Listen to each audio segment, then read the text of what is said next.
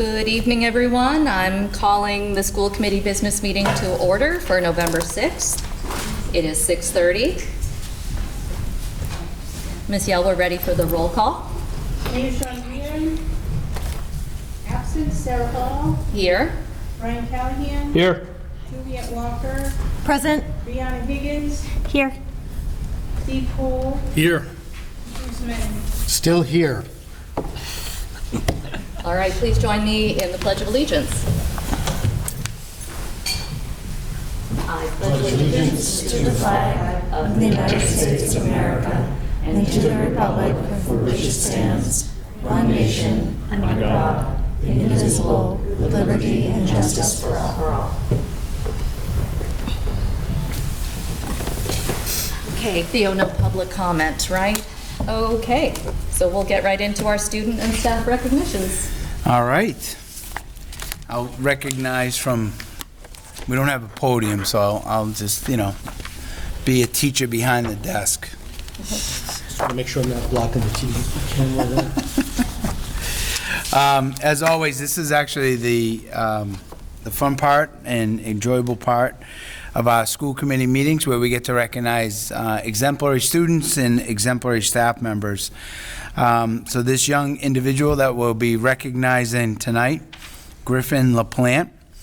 So I'll give you a little background on what Griffin has done for this great recognition. So Griffin was one of the first students to approach Mr. Antonelli as he walked into the school as a new hire. And Griffin made Mr. Antonelli feel very welcomed to the Newburyport Clipper family. He introduced himself, walked Mr. Antonelli around the school, and it was a great way for Mr. Antonelli to be introduced to Newburyport High School. They developed a little relationship there, and Griffin assisted the high school and Mr. Antonelli in the hand delivering of letters, as you recall, for our safety drill that took place a couple of weeks ago on October 21st. So Griffin went around to all the houses around the high school. They talked to the abutters, explained what the safety committee safety drill was going to be and what would it entail. And the feedback from those neighbors said Griffin was a great representative of the high school students. They were very appreciative of his efforts and the way he communicated the importance of that safety drill. We're also recognizing Griffin for the additional work he does in the main office. Griffin from Miss Krupe, one of our administrative assistants, says Griffin is one of the most dependable, conscientious, hard-working interns in the main office since she started working there. He actually wrote to her at the end of last school year asking if he could be an intern in the office in the fall. And from Ms. Krupe, she says, I remember thinking we have never had a student plan ahead like that, as well as advocate for themselves so well. So she knew she'd enjoy not only meeting him, but having him as part of their team. He has not been a disappointment. He is friendly, intelligent, outgoing, and professional. We are hopeful that he'll be able to continue to stay in the main office until he graduates. Ms. Dyer also works in the main office, says that Griffin has been a pleasure to work with. He is one of the best office interns. He is always pleasant, courteous, helpful, and most important, informative for people that have questions. So, with that being said, Griffin, we want to thank you for all of your efforts, for being an outstanding role model, and for being a great asset to our school system. Griffin LaPlante.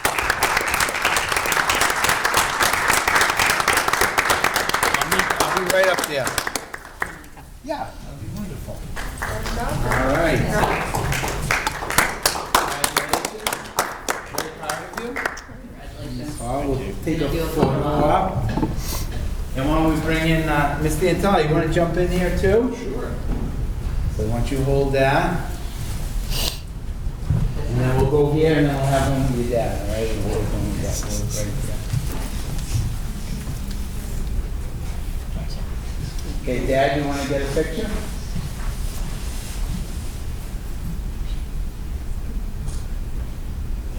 All right. Congratulations.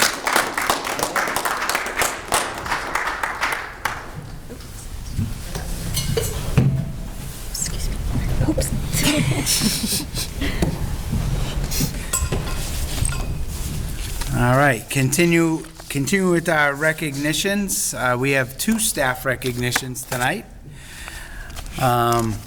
So the people will be recognizing our high school science teachers Erin Hobbs and Catherine Taggart for chemistry. They're actually being recognized for their leadership and hard work and dedication for the NEAS accreditation coordinators over the past year and a half. So as part of the budget, we've been talking about NEAS accreditation and doing the self-study.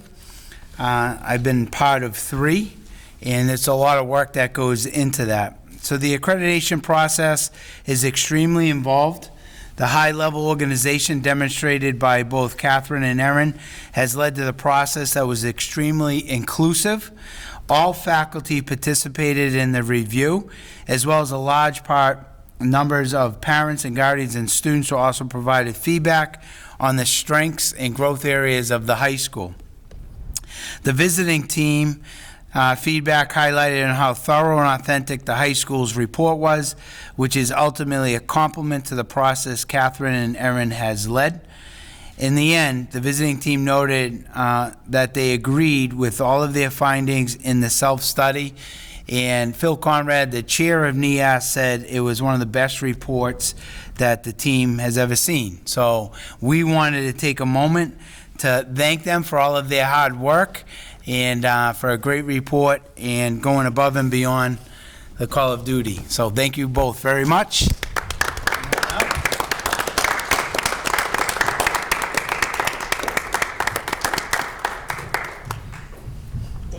You're very welcome. Congratulations. Thank you. There you go. We'll take a photo op. Congratulations. And Bruce Menon says the rule is you gotta have this on your fridge for 1 month. Minimum. I can do that. Okay. Trust me. All right, 2 weeks now. 2 weeks. Yeah. It's at least in on that side. Well, she's a scientist. She'll fix it.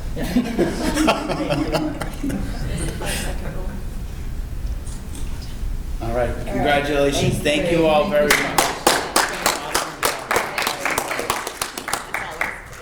Okay, we're going to jump back in with the consent agenda. You all set, Mr. Callahan? I am all set. I move that the following named bills of the Newburyport Public Schools amounting in the aggregate $455,273.38 be approved and forwarded to the city auditor for payment. There are no conflicts. Second. All in favor? Aye. All right, we also have 2 sets of minutes tonight. The first one is from the October 2nd meeting. Are there any corrections? Yes. Go ahead. On page 4, which lists the motion by Juliet Walker, seconded by Bruce, related to approval of policy FF. We did not approve policy FF because that was on hold. So it's policy FA, I believe, is supposed to be listed there. And so therefore the naming new facilities as presented would not be the correct reference. So just say approved policy FA there. FA, and then do we need to say anything about FF? It was already mentioned previously under the ones that we were holding. I see that. Yeah, I don't know that we need to reiterate that personally. Everything else I think was accurate. Does that make sense, Ms. Yell? Are you having trouble hearing? Here. Okay. But I know what she said. Okay. All right. Just put FF to FA. Yes. Was there anything else?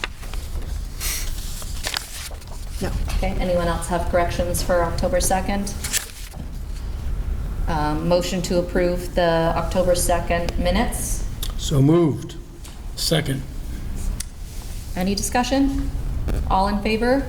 Aye. Okay, the second set of minutes is from our last meeting, October 23rd. Are there any corrections from those minutes? Okay, can I get a motion to approve the October 23rd minutes? So moved. Second. Any discussion? All in favor? Aye. The anticipation on the I second. know, right? Nail biter. Who's gonna No, do it? Who's going to do it? I figured I'd give it to you. Thank you. Not me, I All just right. waited in with a fool's fear to go. Finally, we get to hear from Theo. Thank you very much, Mrs. Hall, and good evening, everyone. Here are some updates from the district over the past few weeks. Bresnahan students held their annual costume parade on Tuesday, October 31st. I, along with the administration, would like to thank all of the parents and community members who attended to cheer on the students. Tomorrow, the Bresnahan will host an assembly in observance of the Veterans Day holiday. Invitations have been sent out to several veterans in the Newburyport area who are also members of Bresnahan students. The students have made cards for the veterans and will sing them a few songs. As with the rest of the schools, the Bresnahan is hosting the first round of parent-teacher conferences this week. These conferences will go along with the iReady Math Classroom Family Night on Thursday, November 9th. This is an event open to all parents and guardians to learn about how their children are being taught math with the iReady system. The Mullen School will also have a Veterans Day ceremony this week. Preceding the assembly, students will take part in reading The Poppy Lady, a yearly tradition.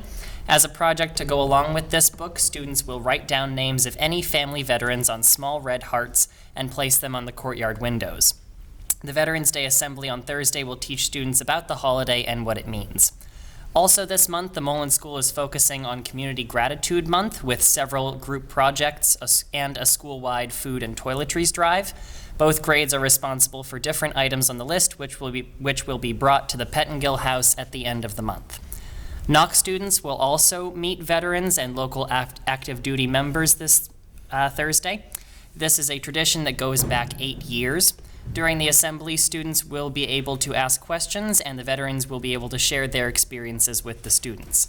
This provides an opportunity for the 8th graders to have a better understanding of the meaning of this holiday. Work will also continue on the student-led conversation project.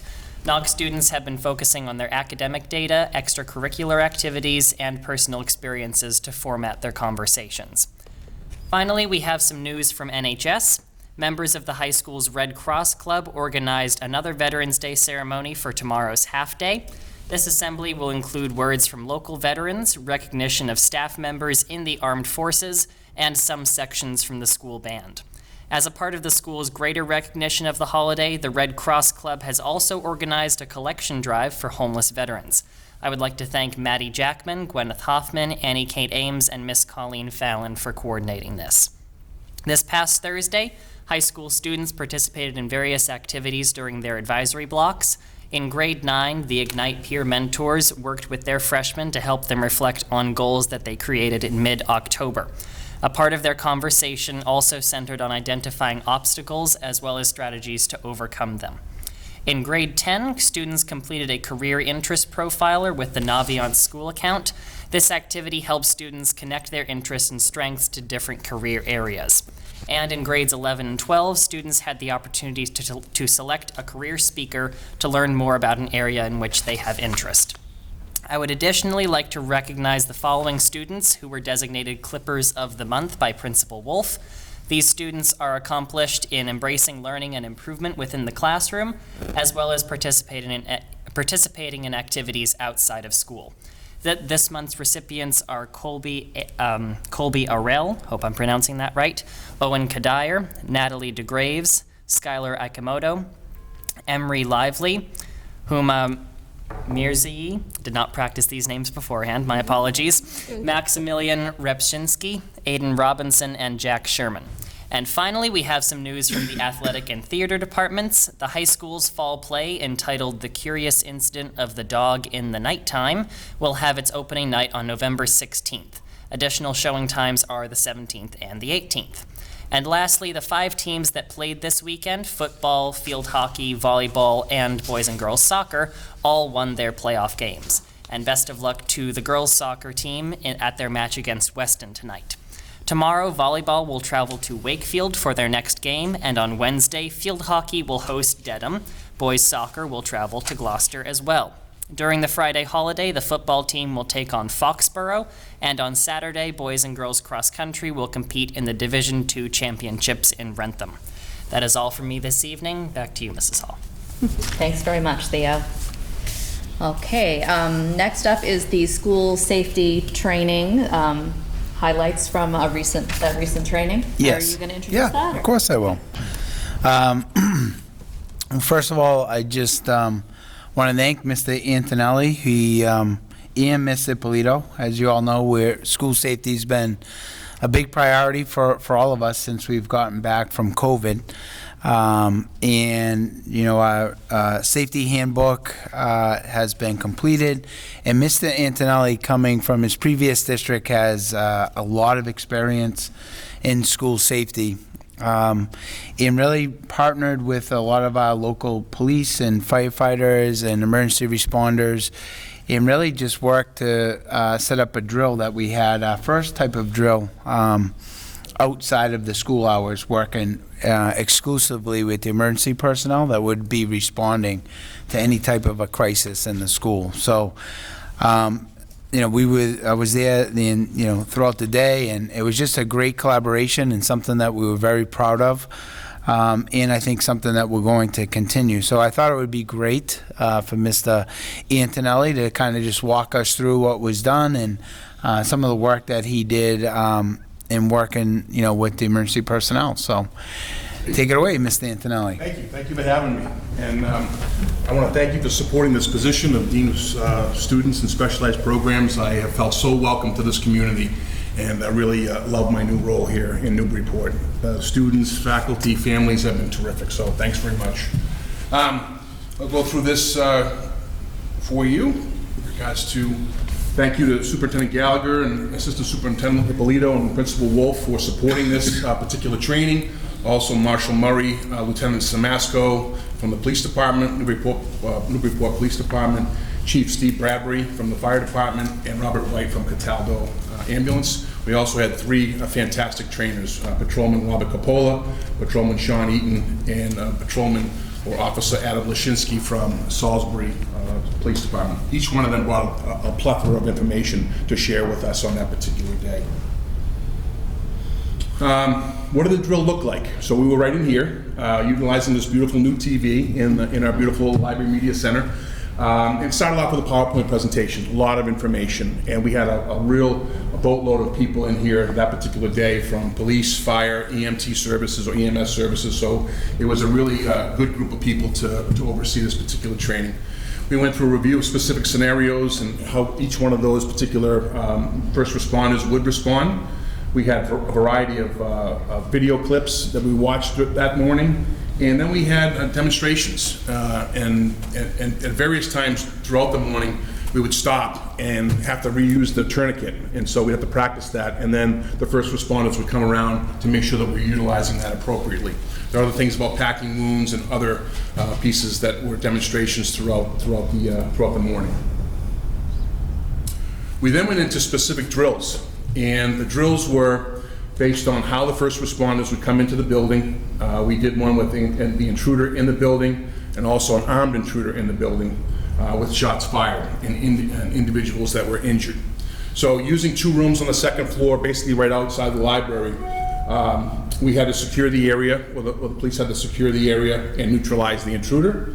The next part of that is trying to figure out how to bring in the fire department alongside the EMS to make sure we could support the injured in that particular scenario. And then they would come back after the scenario in here, and we debrief in regards to all the different things that happened, things that went well, things that didn't go well, how the communication was between the radios, and how the different scenarios played out. So it was a good opportunity. You could see the intensity as people were going up to the different stair levels, because when you go up a set of stairs, you've got to cover each other going up. You don't know how many intruders there are. Going down the hallways, checking on the injured. So there's a variety of things that happened that particular day, and the responses that we received after were really, really positive. People felt as though this is one of the best trainings they've done in a long time. So I'm proud that we were able to coordinate this with the fire chief, Marshal Murray, and EMS services. Hope to provide some additional training at the NOC and Mullen School and the Bresnahan School, because each environment is very, very different. And so getting into those facilities and making sure that the people who are going in as first responders know what the facilities look like and know how to respond to each facility. updates on school safety. I want to thank Lisa Marie for all the work that she has done along the way. This booklet is now updated, and this is the old one, but all the information is now currently updated, so thank you, Lisa Marie, for all the work. And I must say, there's been a tremendous amount of work in Newburyport Public School System in regards to school safety up to date. So I don't want to minimize the work that's been done, but we've also added some things in based on some of the experiences that I've had over my last 25 plus years. There was a particular checklist from the Partner Alliance for Safer Schools, and it was pretty intricate in how the questions that they asked. So what I did was I weaned out some of the questions and put together one just for Newburyport Public Schools to make it more principal friendly when they're looking at utilizing this to make sure that they're meeting all the requirements to keep our schools safe. Also attended a security training, NERC, Northeast Homeland Security with Superintendent Gallagher. We learned a lot that particular day. A couple of things I'll introduce along the way. And I'm going to be attending the Massachusetts Partnership for Youth on Safety School Safety Summit coming up on Tuesday the 14th. So some building updates. Got a little bit of show and tell today for you. This is a simple thing right here, a magnetic strip that goes over the door locks, the jambs, so that the doors can always stay locked, so teachers wouldn't be looking for their keys in case of an emergency. So what this does is it slides right over the door jamb. The door can close and open with ease. The door can stay locked because seconds matter in any kind of situation for school safety. So these were all purchased by Newburyport Public Schools and are now on all the door jambs all throughout the different schools at Newburyport Public Schools. We also have a red and green binder, and in the red and green binder are rosters for all the classrooms. And then we also have our response for quick reference guide for emergencies. So teachers will have this right at their fingertips in each one of the classrooms. Recently we purchased 20 new security cameras at NHS. We're looking into panic buttons. 2 of the schools already have panic buttons, the Knockmolen and the Bresnahan, but we're looking into getting 3 panic buttons here at Newburyport High School, so we're all equal in regards to managing a situation. I also want to go back to the top and just thank Steve Bergholm, Director of Facilities, for all his help throughout this process. Last week we went around Newburyport High School and we're going to be visiting the Bresnahan, Knock and Molen in regards to door numbering, because when you want to have door numbers, you want to have them both on the outside and on the inside. So if there's a situation where an EMS worker has a particular person that's injured, they'd be able to look up and say, we're at door number 10, within the Bresnahan school. These booklets have already been put together as well for all the police vehicles. So this would have the door numbers and all the different locations for each one of the schools, and those will be in police vehicles. So again, seconds matter. Instead of trying to pull this up on the computer, could be a GPS problem. Having this inside the vehicle will be really helpful to the police to make sure that those things are on site. And again, when they come to the particular school, they'll be able to see that. We're researching protective film. We did get an estimate last week, and I've asked the company out of Merrimack, Mass, to provide me with some additional information about this 8mm film and what it can actually do in regards to slowing down a perpetrator that would come into the building. So estimate is really reasonable, but I just want to make sure that it's a good investment before we can tackle that particular piece.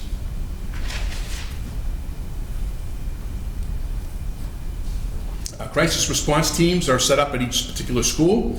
We have meetings that are taking place with principals, and actually this Monday I'm going to be going over to the Knock-Molen School, and we're going to go over to the Hope Church. I got to tell you, from the get-go, the people in this community have been wonderful in regards to going into asking them if we can utilize their particular facilities in case of an emergency. So we started off, SRO McElroy and I went over to the senior center. They were wonderful. Open arms if we had an emergency. It's a little bit small for us, so then we went over to the Hope Church, and Pastor Richenberg we spoke to, again, amazing person, welcomed us to his church, provided us with a map so that we have a facility that's good size for us to use as a reunification. Reunification is one of the major things that we need to have in place in order to make sure parents feel secure if there is safe and secure in case of an emergency. So there's a rally point and there's a reunification point. The rally point is a place where you'd have to bring students to, and again, this particular week, I was able to reach out to the folks that run the tennis center in town, Newburyport Tennis Center, and again, open arms. So if we were to try and if we had an emergency over at the Bresnahan School, the students would be walking from the Bresnahan School to the tennis center and then getting on a bus. So we'll go from a rally point to a reunification point over at the Hope Church. Again, the people at the tennis center have been wonderful, going back and forth with them, having conversations. At the reunification center, we would then have orange binders. These binders have all been put together with contact information, so that when we get over there, it's broken down alpha of 5, so that when you come in, that's the recommendation. If a parent has to come into a site, you have them broken down by the alphabet in 5s. So we can get the students back to their parents as soon as possible. So there's a lot of information in regards to how to respond to a particular crisis, but I really feel really positive about how we've developed relationships already with folks. If we go back one step, talking about the rally point to the reunification center, talking with Salter Transportation and Dave Pulsifer, communicating with him about getting buses to the rally point to get us to the reunification point. And then I set up a communication protocol for all of the principals. So a lot of information is put in place that we're going to continue to review. We go over on Monday, the Knock and the Mullen will go into the facility, take a look at the facility so they get a lay of the land, and then talk about the players that are on the crisis response team and figure out who's going to be where. You don't want to be establishing X, Y, and Z in the middle of a crisis. So we want to make sure there are 5 people at the door meeting people. We want to make sure there are people, counselors in a room if a parent needs to be counseled for some reason based on the scenario. So we want to make sure that we go through some particular scenarios on Monday that people feel comfortable with the crisis response protocols. We also want to create a go kit, which is in case of an emergency. Let's say it's not an active intruder, but we have a evacuation that happens on campus and a student gets injured. So you want to make sure that you have a go-to kit outside of the school at each particular school with blankets, with saline, with Skittles and things like that for diabetic students. So I'm working with Katie Violas right now to put together that go kit, and those will be stored on each school property. New radios were purchased so that we can communicate with the fire department in collaboration with Chief Bradbury. We're working on the administrative radios so that they can communicate with the Newburyport Police Department. And then we are taking a look at, Mr. Gallagher and I saw this program, and I know he was introduced to this a couple of years ago.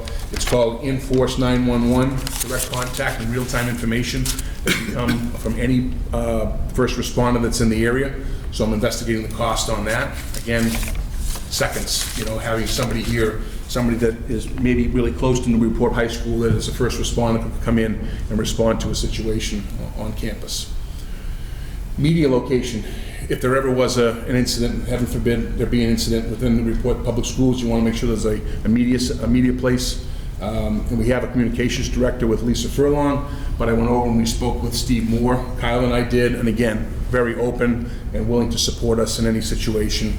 I talked about Dave Pulsifer from Salter Transportation, getting the buses over there, and I'm working on having some conversations with DPS to make sure the facilities where the incident occurs, again, we don't want to think about that, but we have to make sure that everything's in place, that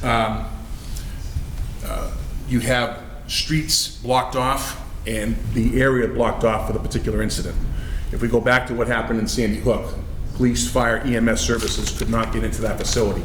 It jammed up everything outside. So you need to coordinate with DPS to make sure that you have everything blocked off so that first responders can get into a particular facility. Also want to put together a team called a threat assessment team, working with Katie Violas.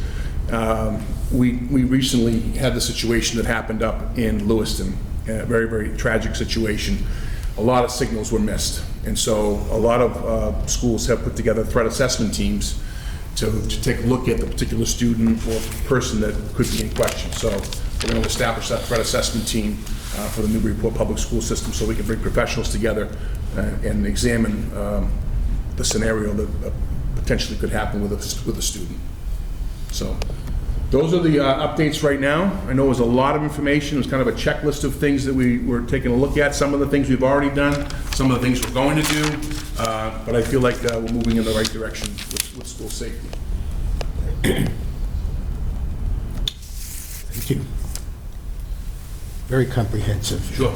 Yeah, thanks. So where does it stand in terms of mutual aid with other local police departments? We had other... I know you mentioned Salisbury. I didn't know if you had any other... Yeah, we did. We had Amesbury here that particular day. You know, it was a pretty quick turnaround from when I came here to try and put that date in place. Yeah. And so Marshall Murray reached out to other responders. But if a situation were to occur, believe me, there's a lot of responders from mutual aid that would come in. But it was nice to have Amesbury here. It was nice to have somebody from Salisbury here as well to communicate and to talk about the different scenarios. We did one of these back in 2007, and we had all the local police departments involved in the same type of thing. An intruder came in, and they had to, you know, track down the intruder and, as you said, neutralize the intruder. But it was done in a way where all the local from Georgetown, all around came in, and everyone, after they did their, breakdown of the event and everything, they all had lunch in the cafeteria.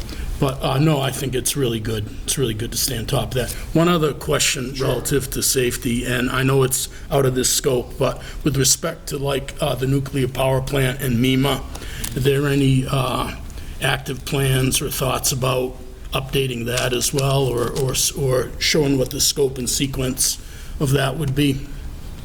Yeah, so we do, we have our training every year with them. So they come out, we review the protocols if there is a nuclear issue. Right. So they give us, pretty much the federal government through them, kind of dictate, how we're going to, proceed. So at our next school committee, I can kind of give you what that summary is. But it's I think, communities within a 10-mile radius, if there is a nuclear concern, and then we have protocols that we have in place there. But we really take the lead from the federal government in the nuclear power plant itself with that. The other piece for us is we're also part of NEMLEC, which is, the New England Association. It's probably what you're referring to, that when they came out and did some drills. So they'll also be part of our future drills too. Just over the last 2 weeks, we had to report our attendance to Seabrook. Oh, good. Yeah, they do drills, So practice day, then the third day was actually what you had for perfect attendance that day. Yeah.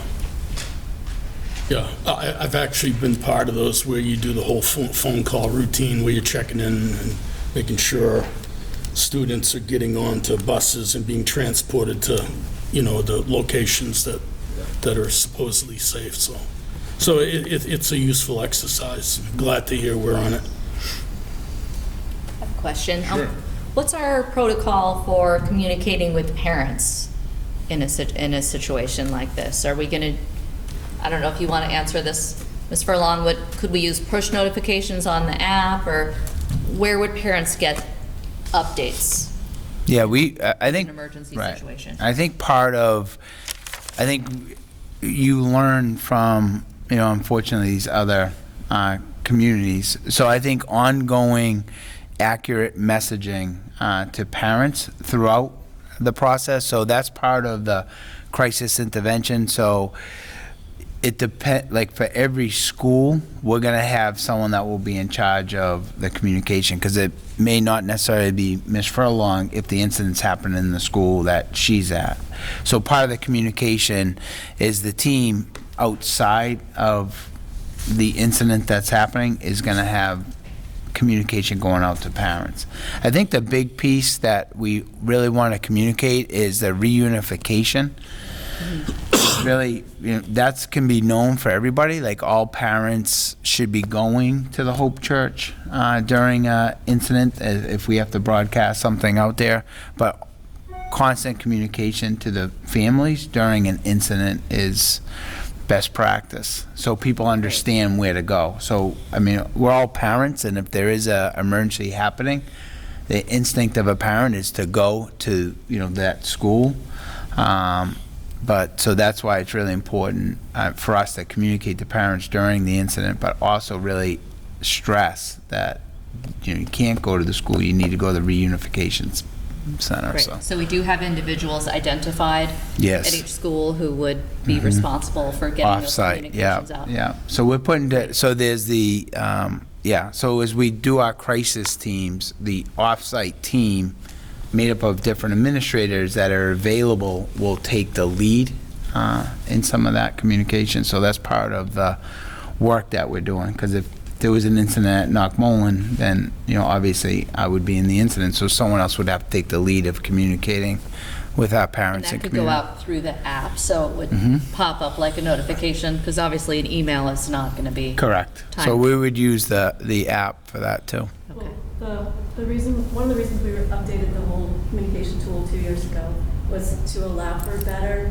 emergency communication. So the system overrides, and if you come through with an emergency button, which Sean could do from his phone off of an app, it will send it every way. It will text, it will call, it will push to the app, it will send a message to the website. So everything will get blasted out when you use the emergency protocol. It's great. Mm-hmm. I think it's important after tonight that we talk about getting this information out to our community, where the reunification point is, to Superintendent Gallagher's point about parents not being able to get to the incident area, right, or the incident site. So trying to get to the high school or the Bresnahan school, it's just going to be blocked off. And so the best thing for them to do is, as hard as it is as a parent, I'm a parent of 3 kids, it'd be very, very difficult to pass by that school, but the best thing for them to do is to understand, get to the reunification location so we can reunify you with your child and not jam up the particular facility. There's already going to be enough chaos at that particular site. So that's why we want to work with DPS to make sure that they can help us to coordinate, whether that's pulling trucks in or putting up sawhorses, and have manpower out there to say, reunification site is a Hope Church. And I feel really, really confident that's going to be a great location, again, if we've ever had to use it. Heaven forbid. Ms. Walker? Yeah, great presentation, thank you, and appreciate all the efforts around this. It's very discouraging that we have to be in this situation, but I know we can't dwell on that. We just have to be proactive about anticipating, unfortunately, what terrible scenarios could happen. So one question I have for the superintendent is, are you anticipating costs related to any of the, going through this exercise? Are there any budgetary considerations that you're considering may come in front of us for consideration related to this? Yes, I think as we prepare our budget, there are some longer term, plans that we can do. I think looking at the shield for the glass, I think that's more of a priority. So we do have some funding in ESSER 3 that will look, so some of these items we can fund now, which I think are really important to do, and others might be, planning down the road. Like, for example, the Bresnahan cameras, we would like to add more of those Vertica cameras that we did at the high school, because they're easy to install. It's a 10-year warranty. We've had great success with that, but really switch out the cameras at the Bresnahan, which would be a bigger cost. So that would probably be in our capital plan. Yep. But that would be part of our under school safety, some of the upgrades that we need to make. Okay. And then one more thing, I think it would be great to get some communication out to families related to, like you said, practical information. Vice Chair Hall and I went to a related discussion this weekend about, how we can be better as adults to protect our students and children from for gun safety, and that it really is our responsibility, and we shouldn't be putting that on our kids to be aware of that. But related to that, I think we have this gun sense resolution that we did, the school committee passed. I think it would be good to reaffirm that every year and just, remind parents that it's all of our responsibilities. Some of it can be done in the home, some of it can be done, in the schools, some of it can be done at the community at large. So maybe that would be an opportunity to craft a message around reaffirming our gun sense resolution, and also, communicating that the schools are also making efforts to plan around how we can be safer. Because the message ultimately is that we want all of our students to be safe. And we, as adults, that's our responsibility. I'd agree 100%, and I think it goes back to, that simple saying, you see something, say something, and when you can, part of the work we're doing for school culture and adding student voice and all of that is also when students see something or feel uncomfortable with something, for them to feel comfortable to bring it forward. So I agree 100%. It's all of us, from the students to the adults, to teachers, administrators, community members, to look out for one another and keep each other safe. 100%. Mr. Sean, Callahan? who watches those cameras? We don't have someone sitting. Steve Burkham oversees all the cameras. They typically, I believe the tape will stay on. I think it's 30 days or Yes. two. Yeah, And the 2 to administrators all 30. have, Right. we all have access to So when there's a report or an incident or something The like cameras that. aren't, they're reactive, really. They're for checking what happened previously. Correct. They're not at the police station watching them in real time. No, but one of the advantages of the upgrades that we're making is the camera systems that we have. So it does facial recognition. Yeah, you explained that. Yeah, so, and that would be an alert to the principals. So if the camera picks up a license plate, a car make, a facial recognition, so instead of having someone watching the cameras, if you had a person of interest or someone that you're concerned about, the cameras would pick people up. And then an alert would go to the principal or administrator, like, hey, there's this person's Right. here, so. So where do you say the new ones are installed?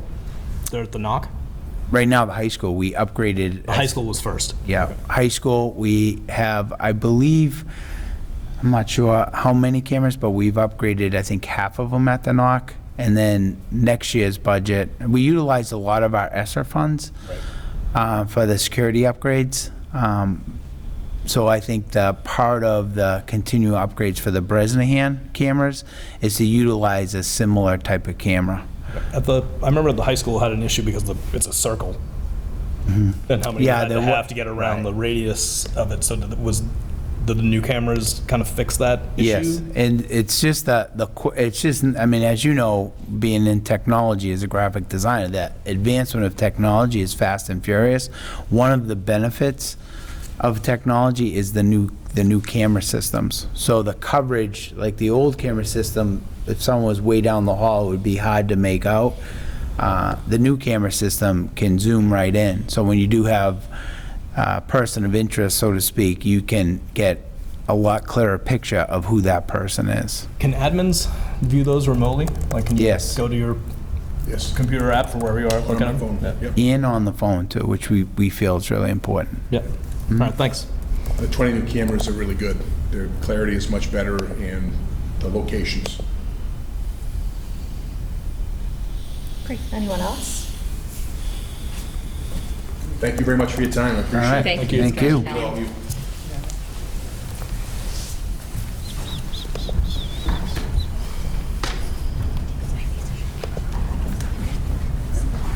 Okay, up next is our iReady presentation, Yes. and here you are, just like that.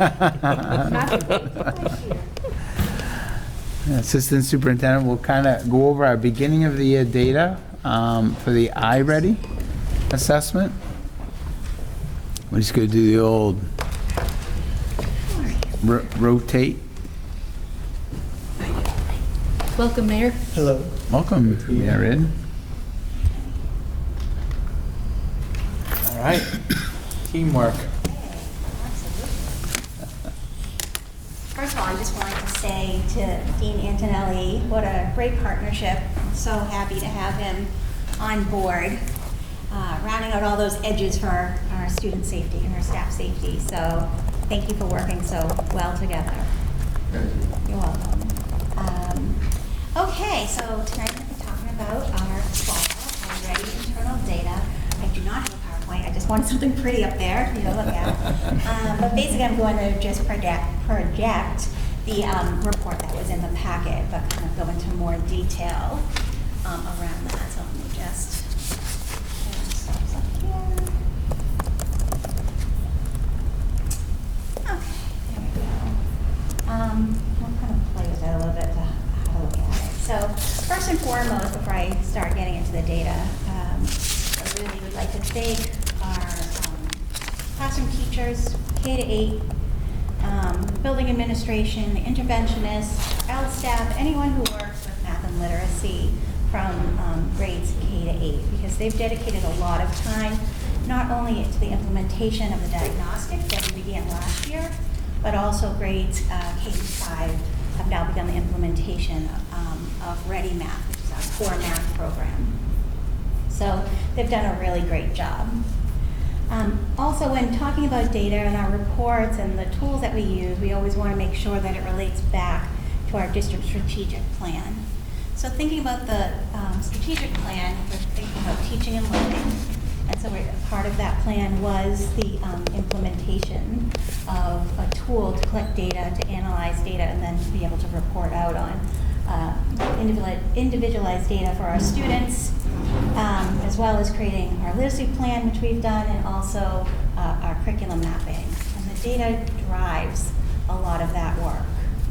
Also, supporting all students was another domain in our strategic plan. And so this information from iReady specifically allows us to individualize interventions for students. And I'll get into that as we look at the specific grade levels and such. And it also supports our multi-tiered systems of support, which is also MTSS, the acronym. So I led with the words and then gave the acronym this time. And what that does is it follows our data cycle. And so this summer during the retreat, I presented the assessment calendar for the school year. So this diagnostic is given 3 times a year, September, December, and April. And we have added an extra progress monitoring for those students who come. December, we're still supporting them, January, February. If they still look like they're struggling, then we want to make sure that the interventions that we have in place are working. So we'll do another progress monitor there. We don't want to wait till the end of the year when they're going off to summer, although we have been able to offer some summer services. But we would like to make sure the students are successful as they can be going into summer in the next school year.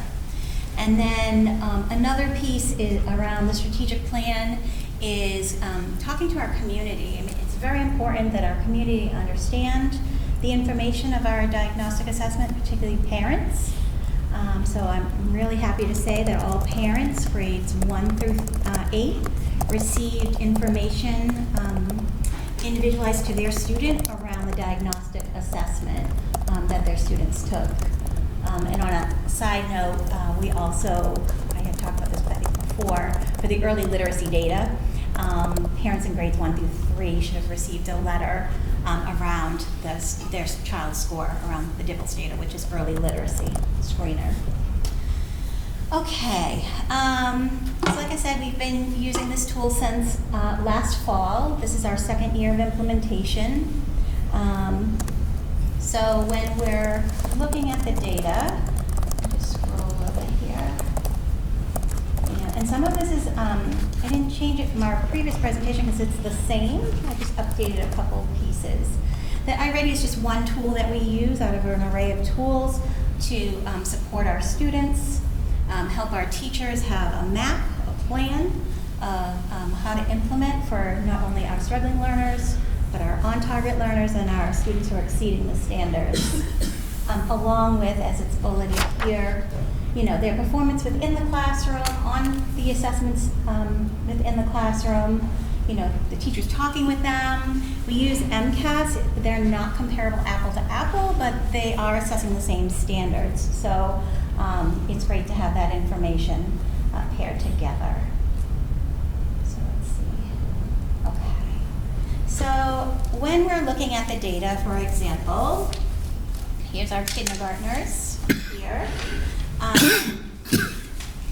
And so this is our beginning of the year data for our kindergarten students. Just want to scroll a little bit so you can see the whole thing here.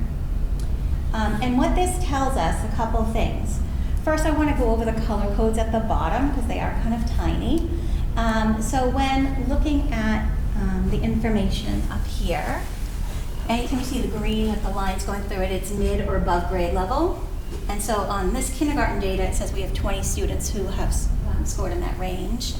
And then plain green is early on grade level, and that's 25 students. Yellow, which is the rest of the bar, which was 68% of the students, or 95 or 94 students, is 1 grade level below. In the iReady diagnostic, they consider these 3 levels to be where you want your students to be at on the beginning of the year benchmark. And that is because the assessment is reflecting the standards that they are being taught through this school year. So some people say, well, why do you do that? The Massachusetts framework standards, they rely on each other year after year. And so part of what this is assessing is the student's conceptual knowledge, like how much information can they take from previous knowledge and bridge it forward. So for example, if a student is a 3rd grader and they're learning single-digit multiplication, this is not the best example as I'm rolling it in my head, but in 4th grade they need to know multiplication, including the 11s and the 12s, right? So if they understand the concept of what multiplication means as a 3rd grader, theoretically they should be able to at least talk about and apply that skill to multiplying by 11 and 12, which is the next standard in the 4th grade. Okay. Can I ask a question just to make sure I understand this? Sure. So when it says 1 grade level below, would that mean that they're 1 grade level below where you would want a kindergartner to be at the end of kindergarten?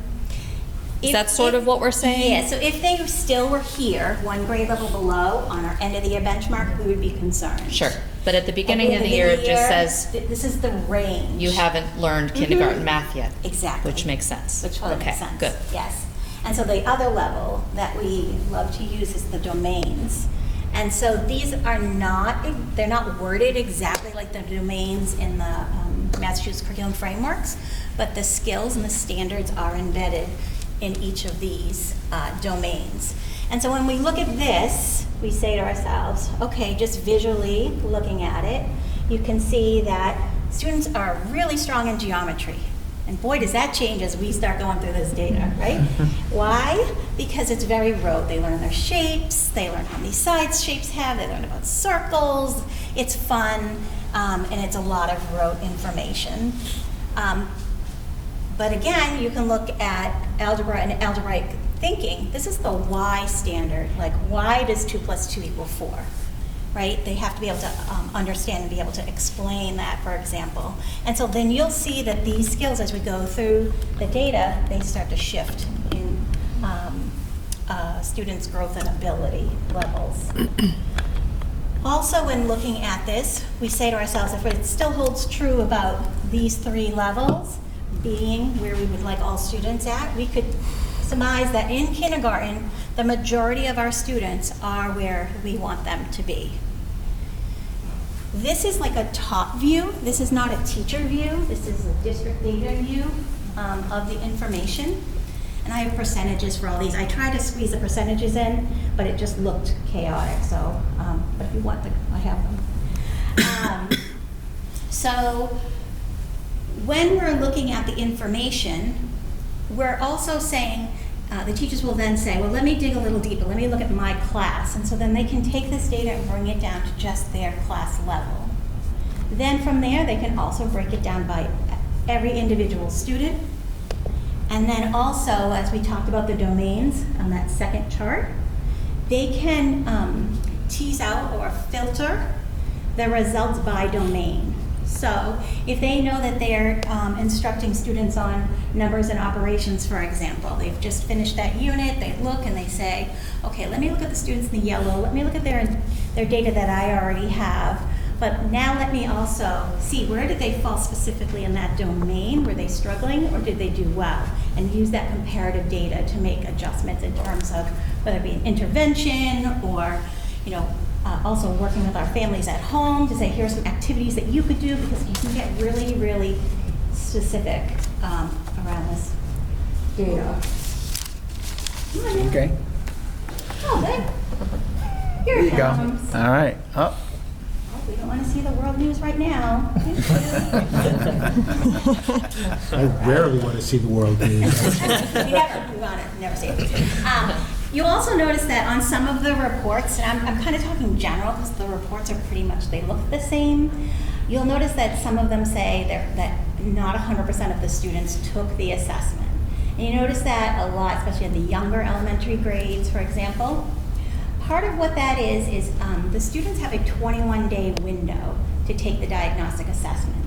If they have not completed it, let's say they have been out sick or for whatever reason, there's hundreds of different reasons, their test lets them take the diagnostic and we get the information, but it's not included in this population because they're not within that testing window. So I wanted to kind of explain that a little bit as well. Now when we go and we look at, oh, yes, sorry. What materials, time, training do the teachers have to support the on or above grade level kids? What extension materials would they have so that they can continue to learn? Perfect, great question. We're always talking about our struggling learners. So that is an area that the district needs to work on, if I'm being transparent. However, part of the actual program itself provides intervention lessons for those students who are above grade level so that they can continue learning. And do teachers have time in the day to actually give the kids those lessons, or is there blocks where kids are getting differentiated materials? Most buildings have what's called a win block. It's what I need block, and during that time they do it in so many different ways. In some buildings it might be that you're a classroom teacher A, and so you're going to take all the children who are exceeding the standards, and you're going to do an activity with them. And then the mayor, he's going to take all the students who are, within that average range, and then I'll take all the students who are struggling in this certain standard. And it could work that way. Some teachers within their own classrooms do win time, and so they'll break up the groups.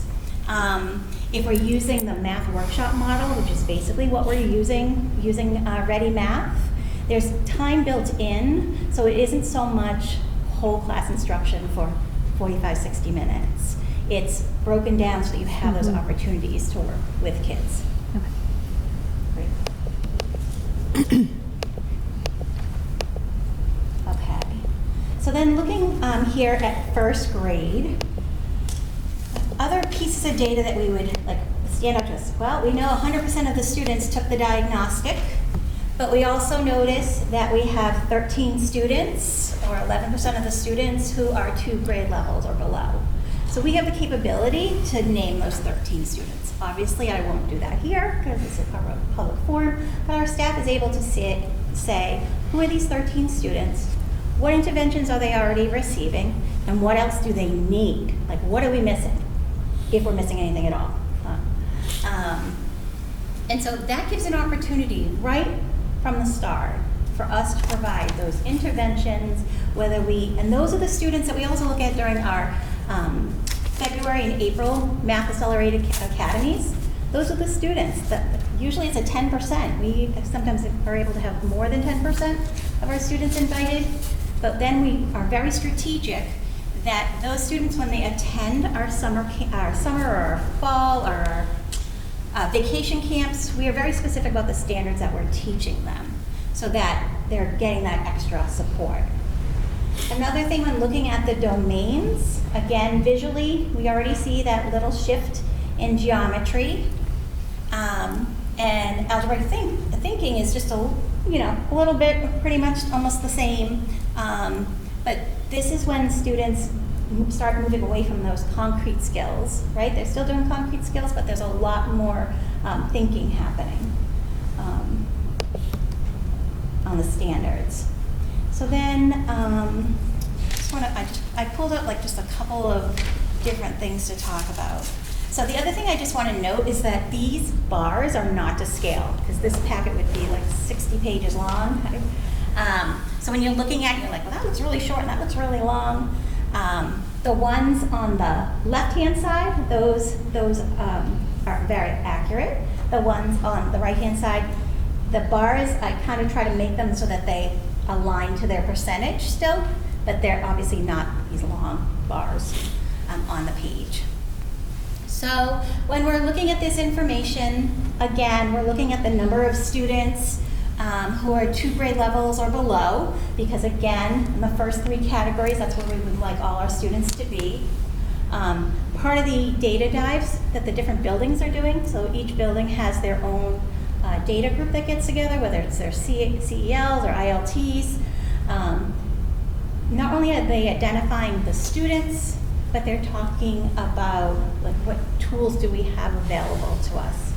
So with the new math program, we're trying to use it as, with Fidelity right now, so that we can identify other needs that we might have. And it's great to have this diagnostic assessment that pairs nicely with the core curriculum program, kind of going hand in hand. Received a lot of teacher feedback, how much they really like that sameness. Can't think of a better word. Continuity. Thank you, that's the word. I'm like, what's the word? Thank you, Mayor. I appreciate it. And so, you know, just going through and looking at the information here, the data charts, numbers and operations tends to get stronger and stronger because that is our basic number sense, adding, subtracting, multiplying, dividing. Geometry tends to become a little bit more challenging, and you particularly see that when we jump up into, oops, I went the wrong way, sorry. Into the middle school level. You'll notice in 6, 7, and 8, geometry becomes a lot more challenging because we're doing higher level thinking, we're taking shapes and we are manipulating them for area, perimeter, we're doing angles, all sorts of still fun things, I think. But you have to have a lot of your base skills in order to be successful in 6th, 7th, and 8th grade math. That's just the facts. And so how are we going to do that? Well, we're implementing a new math program, K through 5. So hoping to have that continuity and consistency across all of Brez and Mullen is going to support that foundation for those great skills coming 6, 7, and 8. Grades 6, 7, and 8 also have the Envisions program. This is their 3rd year, I believe, of implementation.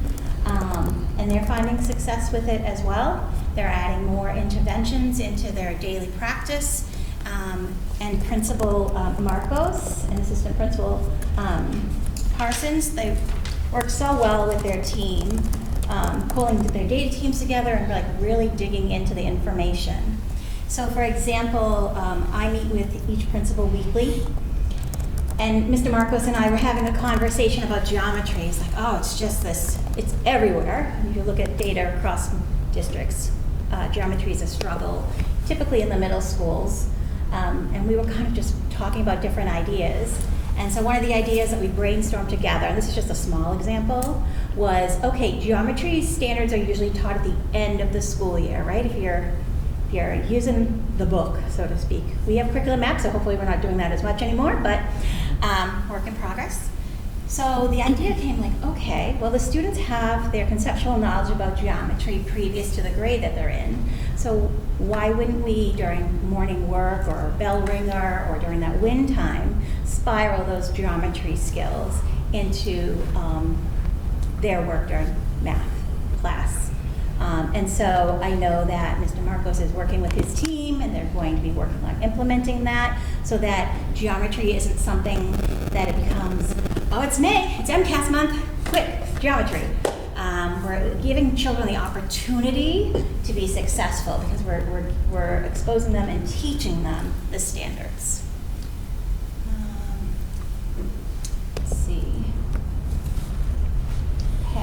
So this page I did really for the community, so sometimes we see these domains and we don't know what they really mean, especially for literacy. So this page here just talks about the 5 pillars of literacy. I'm sorry, could you hold for 1 second, just before you go to ELA? Sure. Back on math for a second. I mean, some of the things that I noticed was like grade 2.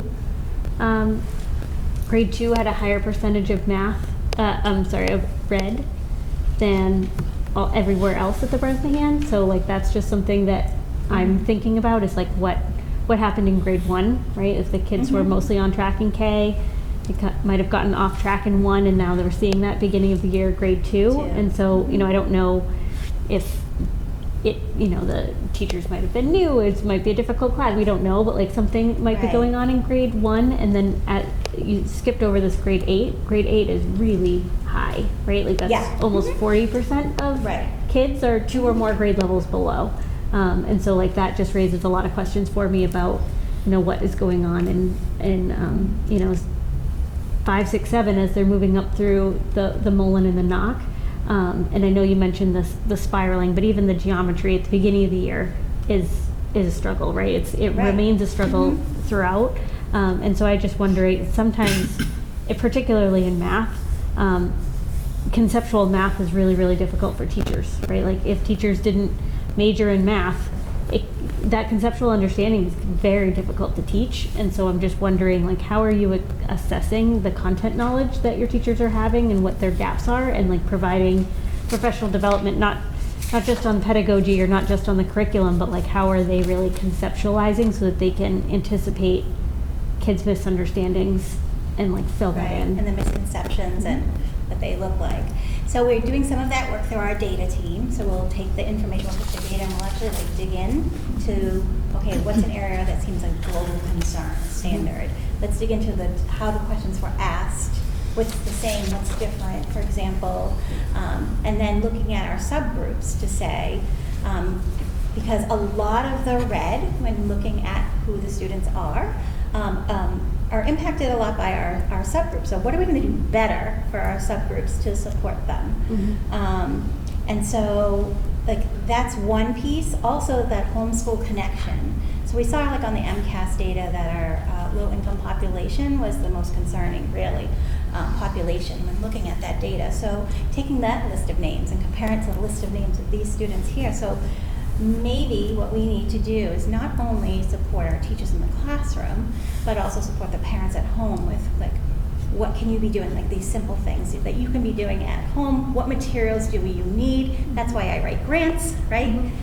So for example, it's not math related, but it's literacy related. So we have a subgroup population that is actually 2 different categories, and they do not have literature in their home. And so what we did was we wrote a grant to provide that literature to them at their level, specific to that group in their home. So it's a very big conversation, but it's one that we are having. Yeah. And the other thing too is if you don't have a solid foundation at the elementary level, and I'm not saying that they weren't taught well, because they were taught with what they had, which was a program that was adopted by this district in 2011. It makes it harder to close that gap. And then, I hate the C word, but I'm going to say it, COVID in the middle. So a lot of teachers are talking about, usually kids when they come into the middle school, they know their multiplication facts cold. We're not seeing that. And that's kind of like all these competing things that are impacting this. But now that we know them, what are we going to do about it? Yeah, I appreciate that. I mean, it sounds like a very holistic approach, right? Like what are the wraparound services? How did COVID maybe impact some of the unfinished learning in elementary school?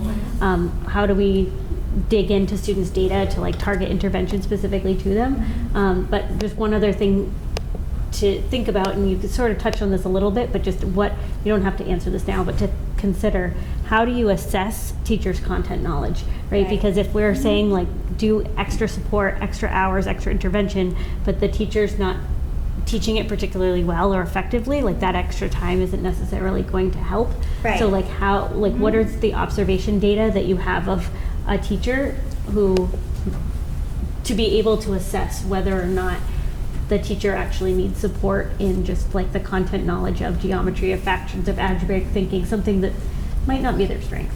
Thank you for reframing that, because Yeah. then I have a whole slew of things in my head, now. So a couple of things. So we'll go with the basics. So we have the principals doing their educator evaluation, their walkthroughs, and their observations. And so in that vein, oftentimes I'll have conversations with the principals. They'll say, so-and-so, I observed their math lesson. I'm a little concerned, and here is why, right? Because we have like checklists and walkthrough forms that we use. And so we have that conversation about, okay, what professional development can we provide to this particular teacher? So that's one layer. Another layer is also that this district is very fortunate that it offers its staff a lot of professional development, whether it's paid through the endowment of Swayze or the NTA contract through graduate credit. And the teachers in this district, one thing I can say about them is they know what they need. So I've seen a huge uptick of teachers taking those math courses that are about like the conceptual math, the procedural math, not just your basic math knowledge. Further than on top of that, obviously we're doing professional development around iReady and Ready Math program. So they have 4 sessions this year about the program itself. Another good one. It was there. Thank you. But I'll tell you later. Are we targeting those half days for those types of things too? Is that for most buildings? So a lot of competing things happening on those half days. So most buildings are doing, for example, like curriculum mapping, or it will be like the Ready Math professional development, or it's something curriculum related to help build everybody's capacity. We have the full day coming up, so superintendent and I are still working on what that will look like. But yes. And this is also the beginning. So this isn't. We're not assessing students on the learning from last year on this. So some of these concepts, because it's beginning of the year, if this data, as Ms. Cipollino said, if this was the data at the end of the year, then so I think what this provides our teachers is not only the interventions, knowing their students, but also targeted instructional practices that they can utilize to move the students right now that are obviously behind by the end of the school year. So I think that that's also an important aspect of that. And part of the program is it allows for some of these concepts like to stretch the students who already come in to know, which is a good piece, and then also identify some of the students that obviously need more assistance. Yeah, this is kind of like it's an unusual distribution here. Like right. This grade particular, it's kind of like 50-50. Half kids are above grade level and half are below. Right. Mm-hmm. And again, like Superintendent's saying too, it's like one day, was it the extra hot day when they were taking it? Right. You know what I mean? So yeah. Important information, but lots of different variables. And when we show the similar data for our mid-year, we'll anticipate obviously these numbers will look better. So. And we've also sat down with the principals and we actually went over individual students, by name, to making sure that they're getting what they need to be successful academically. And so I updated, so I'm excited about the mid-year because I'd like to see the fruits of our labor. Are they paying off? And if they're not, then what shifts do we need to make? Like I said, I don't like to wait till May, June to see where we're at. So we need to be proactive now, and that's why we have the MTSS cycle in each building.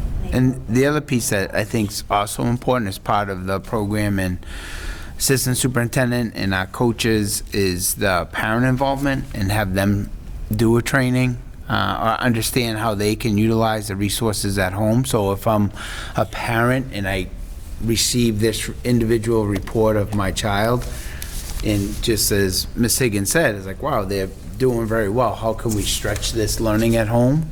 but also parents are engaged, and what are some of the resources they can do working with their child who might be below grade level. So that's part of the community outreach that you're also doing. I was going to say it's the end, but we also have, like it was said, Theo's did a nice job sharing. We have our iReady Parent Night on Thursday night, and so far we have 40 parent participants attending. So anyone who's watching at home, tonight's the last night to register, because we want to make sure we have enough papers and folders and things, information for you to have when you walk away from that fun night. And it's going to be very interactive. Okay, you ready to watch one of literacy? Okay. So basically, like I said, I just put this here as a simple descriptor about the 5 pillars of reading. So just, and literacy is done grades 4 through 8, because we have other measures that we use down at K through 3. So the first thing kind of that pops off the page when looking at this data is the area of phonics for grades 4 and 5. And so we started asking, okay, why? We actually expect to see 2 green bars, both for phonological awareness and for phonics.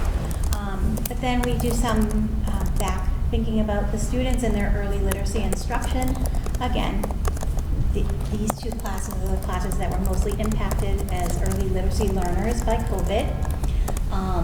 Also, the Foundations program was brought in 3 years ago as a consistent tool used, right? So we see those things, and then we also say, what are we going to do about that? So we currently we've had a changeover in our interventionists, both in literacy and math. Most of the interventionists now are actually former classroom teachers, so that's a benefit to us. However, not all of them are trained in like a Tier 2 intervention for literacy, so our go-to is the LIPS program by Linda Mood-Bell, and so we're going to have a training for those interventionists who are not trained in LIPS. And the LIPS program basically works with students on phonological awareness and phonics. There's a kind of like a pre-assessment done to see what knowledge students have, and then gives you a starting point of how to work forward. It's a very systematic program, multimodal program, and we've seen great results with the LIPS program. Other areas, as looking through the literacy data, was 6, 7, 8. Looking at the comprehension piece for informational text specifically, and this is comprehension of informational text, but we also, in looking at the MCAS data and some other internal data, we also know it carries over into the writing, the written language piece. So Tom Abrams and I, we work together to talk about, like, okay, what are we going to do to support students? First, we're going to make more of a shift using our curriculum maps away from the narrative pieces. Students do narrative writing, which is basically storytelling, since they're like in kindergarten. And it's an important avenue for students to express themselves. But according to the standards, you need to have be very well versed in 3 different types of writing, which is the informational text, the expository text, and then the narrative text. So he's working with teachers individually to look at the individual information for their classroom, for their team, to say, okay, what tools do we currently use? What curriculum tools do we currently use? And where can we embed those standards around informational text and their comprehension? This is a similar data point that we've received through our MCAS data as well, so we know that it is definitely an area for us to tune into. And then also work backwards and look at the previous grades and the work that they've been doing around the comprehension of informational text.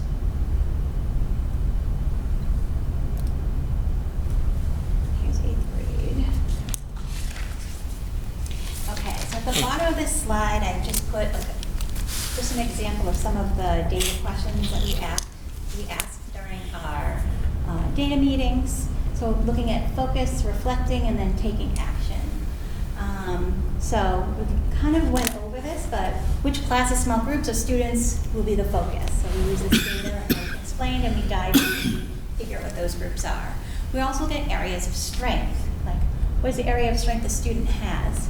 One thing when I was a math director or a math coordinator that would bother me is parents or staff would say, oh, this child's really bad at math.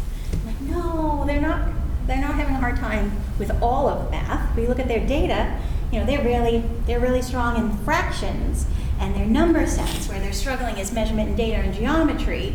So let's not put that umbrella on any student. Let's like look at the data and be able to say, hey, Mare, you're really wonderful at fractions and your number sense and your algebraic thinking, but we're going to work some more on measurement and data and some geometry. Wouldn't that be fun?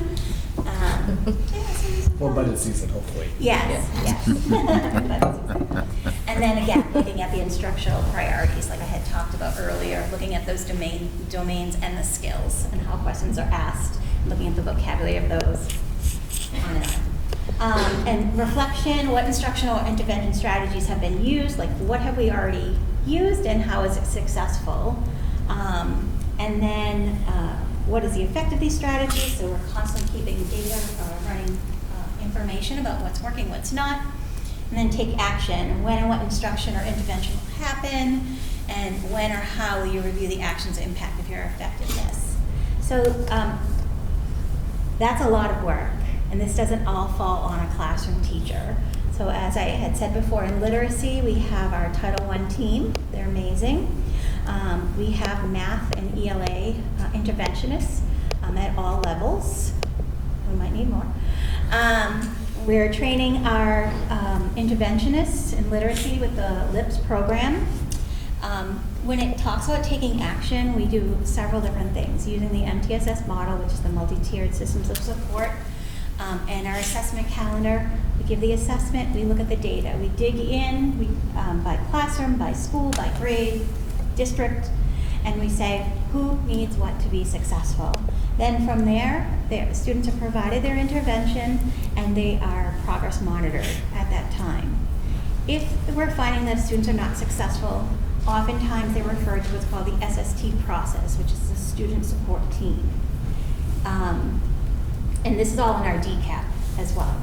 So when working in the student support team, for example, like we have Brenda Palmisano who's leading that at the NOC, and they look at the student as a whole, their attendance, do they have medical, are they part of a subgroup, have they received intervention before, what interventions are we doing, have the parents been notified, and taking all that information together to say, now what? So they create kind of an intervention plan to use with that child, and then depending on the child's situation, 6 to 8 weeks later, they're doing the progress monitoring. Did this intervention work? Hopefully the intervention works, but we don't want to lose all that knowledge, and so often what's written is general ed. It's called an ISSP plan, which is an individual student support plan, and it's simply, we're just writing like, okay, we tried, green paper with this particular student. When they can read on green paper, their fluency went up, their accuracy went up, and so we need to document that so we don't lose that in their education, and it goes into their folder. When I say the 6 to 8 week cycle, people are like, oh, that's a long time to kind of like wait. It isn't as if, like any good thing takes about 14 days to catch, whether it's diet or an intervention or any of that. So within probably a 2-3 week window in that cycle, teachers are very good at saying, wait a minute, I'm doing this, I don't really see a result, and they'll either use their SST team to say, let's continue using it, right? Because you don't see it, but you have seen progress. You came to the table, you brought us this is a change from what you didn't see before, let's keep trying, or there's no change from day one SST to now, right? So, okay, what are we gonna do? So that's just kind of a quick overview of like the take action piece. And then again, keeping parents informed. These are their children, they need to know what's happening and how they are being educated. It's my cue to be quiet. Yeah, and then the rest of it was just the previous documentation. that was shared earlier this school year. Any questions? Do you send those communications to parents all 3 times? Or We just- typically will send the beginning of the year and end of the year. Yeah. Got it. Unless a student's struggling, Mhm. then they would receive the Great. middle of the year as well. And if it's a student who requires that, remember I talked about that 4th intervention, the parents definitely would know about that. Sure. Yeah. Great.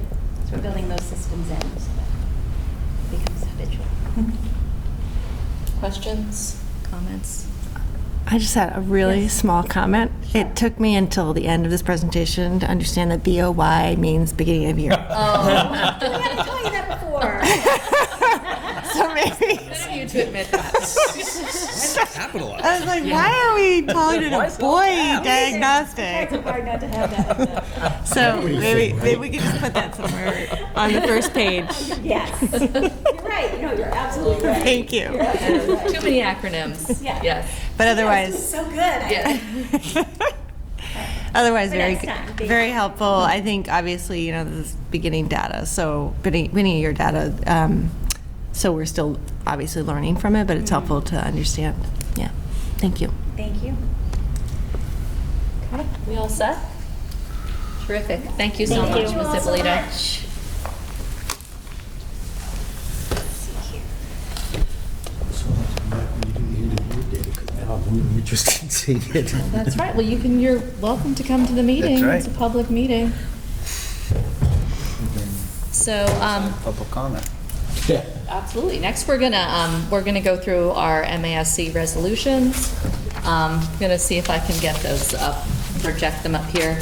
While I'm doing that, I don't want to put you on the spot too much, Ms. Walker, but if you wanted to just broadly explain our purpose tonight and Sure. what you will be doing on Wednesday, so everyone's aware. Yeah, so every year, when we have when the Mass Association of School Committees has their annual meeting, we have an opportunity to vote at the delegate assembly on resolutions, recommended resolutions that have been put forward by the assembly. Each school committee has the opportunity to send a delegate to vote in the delegate assembly, and I have the fortunate or unfortunate role this year, as I did last year, of being the delegate. It's a fascinating process, so I'm happy to do it. Maybe somebody else can do it next year, but it typically happens the first day of the conference, which I'm also going to. And the resolutions generally are what what resolutions are. They're not necessarily, they're not law, they're not binding in any specific way. They're just a statement of general concurrence by the body. Typically, they're put forward to the legislative folks, to consider, say, MASC as a body supports this resolution. So if it becomes law, or is it being considered law at the Mass Legislature, it could be an opportunity to just advocate for it. Many of these are not going that direction. They're more just agreeing on recommended practices. So tonight, if we could vote as a body on each of the resolutions, whether we want to take action, support the resolution as a body as it stands, whether we want to suggest an amendment. I personally, if we have an amendment, we have to actually write it down and submit it. So my personal preference would be if you vote to generally approve it, and then you're kind of giving me discretion to hear what the other amendments are that are proposed, because writing an amendment follows a certain process that I don't know. We're a little late in the game to do that. Typically, other school districts will have a similar concern, and they'll bring up an amendment. So if I get the sense of what the concerns are, I can just basically hear what the other school districts propose. And then the final one is we can just say we don't want to take, we could, as a body, decide we don't necessarily think it's applicable for us to vote on. So those are kind of the three options. So some of you may have taken a look at this slideshow Ms. Walker shared with me, so I'm just projecting it up here so we can get a little snapshot of each resolution as we go through. Thinking we can talk a little bit informally about each one, and then when we feel ready, make a motion and go from there. So the first few slides here are just kind of overviewing the process. That's the meeting that Ms. Walker will be attending. A little bit of background on how we got these resolutions, which I thought was kind of interesting. They have to be endorsed by 5 school committees from at least 2 different divisions, which are, regional geographic divisions of the state. And this is just talking about the meeting that she'll be attending. So I'm gonna get down into the resolution. So in your packet, there was the full text of each one where it says, whereas, and then this is, what we're seeing here is just the specific resolution. So the resolution 1 is full funding of the METCO program. That's not something that we have here in Newburyport, so I don't know how people feel about if we want to take this on, or, yes, please. I think that the METCO program has been profoundly successful and has really changed a lot of lives. And even though it doesn't affect us, I would be very happy to endorse this resolution. Same. Great. Yeah, and I think we have had METCO students in the past. At some point. Do you know that? You've been? No. I don't think Never? so. Think so, okay. It's a little far Doesn't go up this high, I guess. Okay. north. I think the closest, Reading? Ipswich, Oh, Ipswich? yeah. I think Bernie Adele, I don't know if you ever remember him. Bernie No, Adele, no, no. outstanding football player, went to Yeah, yeah. Notre Dame, was a METCO to Ipswich. But Yeah, and I- Weston, for I think instance, Hamilton Wenham also has had, yeah, so that's the south. town of Weston provides approximately 160 METCO slots every year. So you have a, group of young people able to get a really top-notch education at a, highly recognized school district. And it's only like $3,000 a year. That's all they get. So it takes some financial willpower to do it too. So the purpose of the resolution is to fully fund it, create a stable funding structure to support METCO. So it sounds like there's interest if someone would like to go ahead and make a motion. I move that we adopt the first resolution, full stable funding for METCO. I'll second that. Any discussion? All in favor?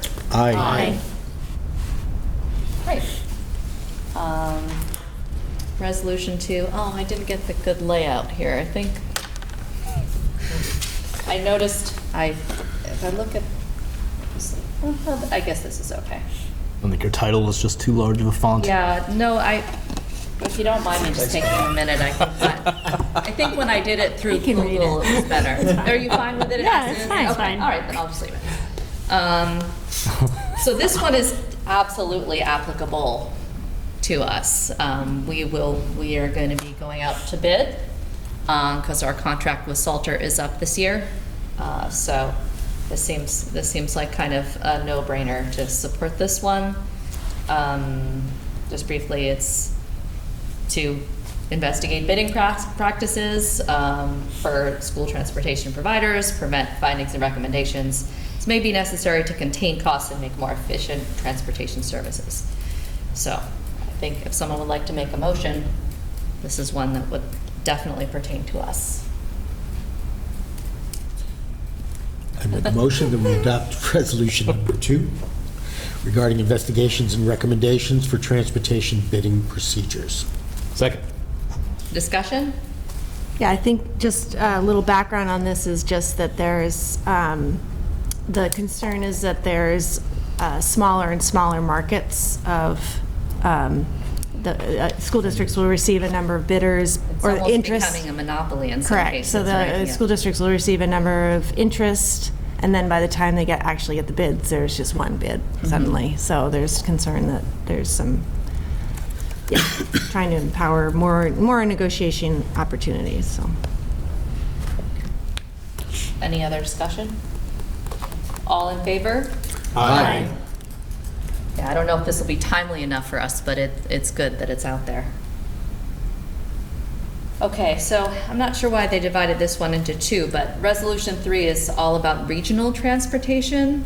So again, this is not applicable to us. Do we Ms. Walker, you'd mentioned that you could simply abstain on something where it didn't apply to us. So how do people feel about this one? Well, in some senses, it does apply because, we're involved with Whittier Tech. Good point. And it's it's a small number, but it still is, providing regional transportation. I just find it interesting that, and I don't mean to get ahead of things here, but I just find it interesting that 3 of these 8 resolutions relate to transportation or safety related to transportation, and so there may be, don't be surprised if at your delegate meeting that there's some effort to amend things so that some of these are,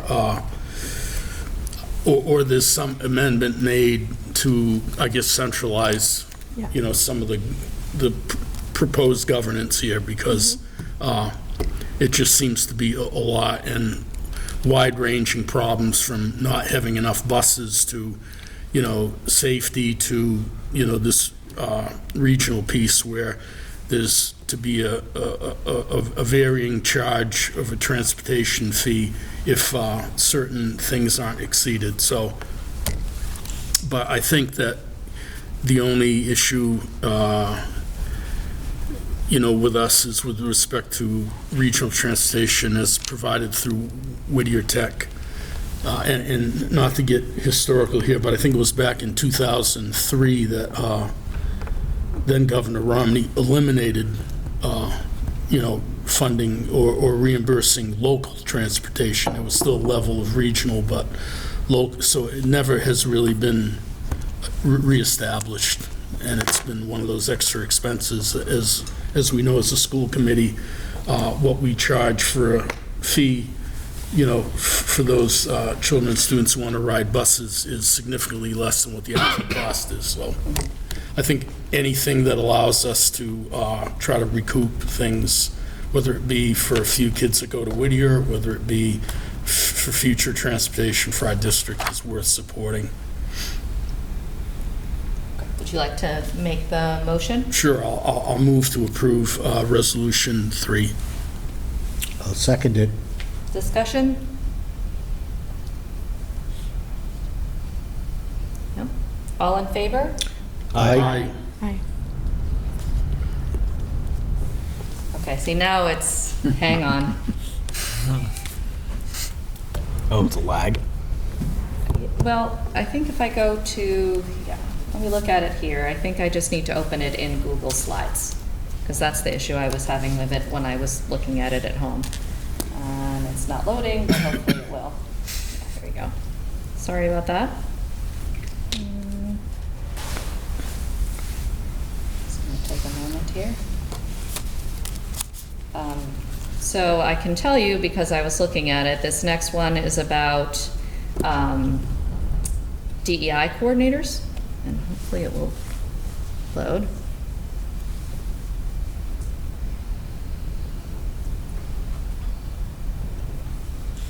So if anyone wants to weigh in on that, there it is. So it's a really brief one. Be it resolved that MASC recommends that all districts adopt the position of DEI coordinator to work towards an anti-racist school system. So a few comments on this one. I think further up in the whereas statements, the intention is more broadly applied, related to, or there's a reference to placing value on a variety of voices regardless of race, ethnicity, gender identity, and all of the protected classes.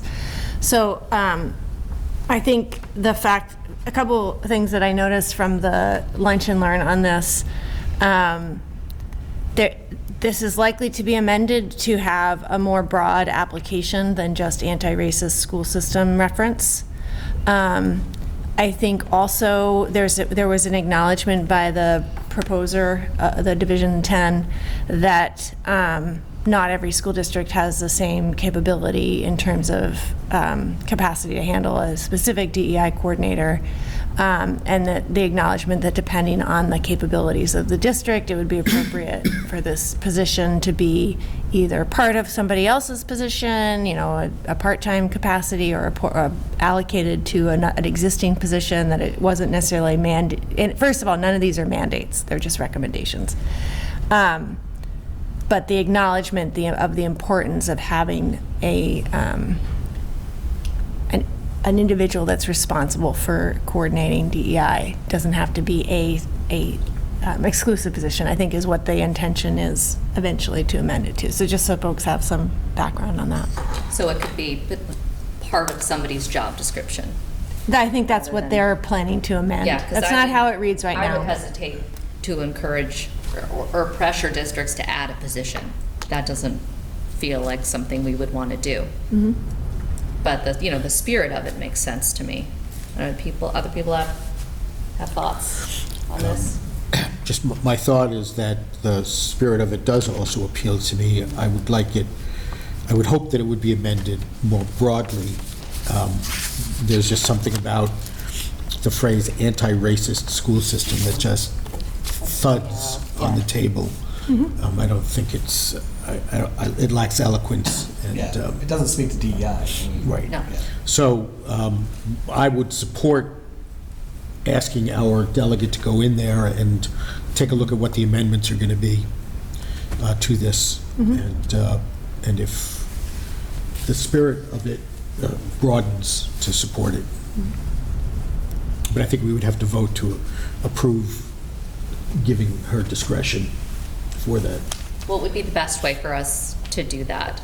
I think just what Bruce just said, just with, that you support it with the idea, as long as the broadening of the terminology, anti-racist, reflects the statement in the whereas, and then I think, folks are concerned about the mandate, or not mandate, the alluding to a specific position, but Yeah, have it's it too be more constrictive. flexible. Yeah, then that's enough for me. I don't really. Okay. Yeah. Do we need a motion, or you can just take that information? Well, we I think you should vote, yeah, Yes, but with. So I'll with I'll move that we approve Resolution 4 with the understanding that the language needs to be amended more broadly, and we empower our delegate to make that decision. Second. Okay, any discussion on that? Yes. The other piece too, I think for us in Newburyport, I think cultural competency work, the work with Michael Eatman that we've been ongoing, I think we take the perspective tied to our strategic plan that, DEI is not the responsibility of, one person. It's a responsibility for all of us. So I think we've taken that approach for the past 6 years. This work is extremely important, I think, for our district. So I think, just to reiterate, we've been doing, I think, a lot of work in addressing DEI issues, I think, ongoing, and making this as part of our culture where, that whole sense of belonging for all races, all religions, all people, from 8 o'clock, how do I say, from 8 o'clock when everyone gets into our school system to 3 o'clock when they leave, should have a sense of belonging, feel comfortable, and feeling part of our community is kind of like the essentials. So, and plus we've done some, also great work with the Equity in Action last year. We were one of the pilot schools for DESE, and shared a lot of our practices that, we got highly, we're moving in the right direction. So, but I really believe I support this work, but I think in Newburyport, we're taking a responsibility where it's everyone's responsibility, not just, one person overseeing that. And working with Michael Eatman has been really helpful for us to continue that work, so. Any other discussion? All in favor? Aye. Do you feel like you have enough information for that Yes. one? Okay, thank you. Well, I'm ready to move Resolution 4. No discussion I'm ready to needed. move Resolution 5, We're on I'm sorry, five. 5. Oh, yes, go ahead, yes. This is the MSBA one, yes, please, yes. I move Resolution 5 be supported by the Newburyport School Committee. Second. Okay, discussion? Show me the money. This is, yeah. I assume that when they're talking about the accelerated repair program, that would be the one that would allow us to apply for the roof repair right, for the high school, which is currently not available to us, so that would be fantastic. You also have their core program, which would address, extensive repairs like adding a new floor on top of the gym. So, there's a couple involved here, but yeah, the accelerated repair program, I'm not sure what the specs are for roofs, but I know that for replacement of windows, doors and boilers, they have to be like a minimum of 30 years old. So I'm not sure what the roof specs are. Right. But this is definitely in line with our needs. So, Yeah. was there any other discussion? Okay, all in favor? Aye. Resolution 6, this is the cameras for bus transportation safety. It's specifically about capturing when cars pass a bus when the stop flag is out. I've definitely heard people complain about that happening even right outside the high school here. I've seen concerns about that, and so this would mean that there would be cameras there. When I was reading it, it sounded like unless a police officer, it says actually witnesses it, there is no consequence or fine, which is difficult, right? That means that people are getting away with this a fair amount. And so the cameras would make it easier to capture those violations. So, that seems like a good one as well. Someone would like to make a motion? Sure, I'll move that we adopt Resolution 6, and then have something to add in discussion. Great. Second. Julia, thank you. Yeah, what I Discussion? would add is who's going to fund it? Whether is the bus company going to fund it, or are we going to fund it? So that's the question Yeah, I and have. I mean, I think it's a good idea. I think it's a good idea. I think That's I not agree, spelled but out here. it's Yeah. not. So first of all, it's not a mandate. So it's not unfunded mandate. If it does pass, it has to go through the legislature. But I think one of the things in here is increasing the fines as well. So even if the school bus doesn't have the video and a police officer is able to detect them, it's only an infraction right now. It's not an actual fine like that you can ticket and fine somebody. So I think that's, even if just that happens, it's helpful. The other thing is, I think in some cases it's, in one case I know there's a community that is, the school bus company is doing it just as a matter of fact. They're just going to do it. So it may not necessarily increase. I mean, obviously some of that cost could come down to the school district, but the school bus operators want to be able to do this anyway, and they may start doing it anyway. They have all the money, they should be funding it. Exactly, but I mean, they have an incentive to do it for the purposes. They have all the money. For their own safety, The one company has all the money, they should fund it. When the bidding happens, if companies start doing this, then that may become the standard. Others will need to offer it as well. And the bidding will get higher, whatever. But no, I think it's a really important thing to do. The one thing I'd like to just caution is when they're throwing these stats around about 41.8 million violations per year, just to point out that that's from sample results, so it's not from like an across-the-board type of survey. And if you, as I always like to do, if you do a little math, if you divide that 41.8 million up through 50 states, you get 836,000 violations per state.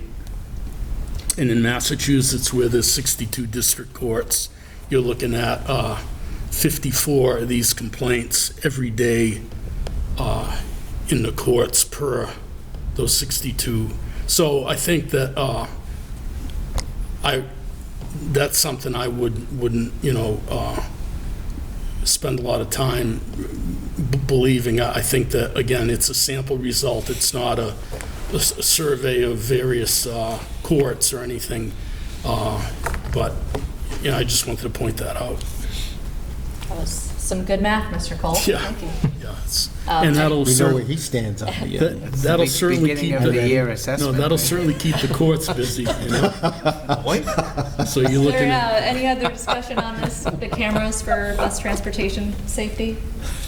Okay, all in favor? Aye. Okay. Resolution 7, this one gets a little trickier because there's 4 bullets which are really different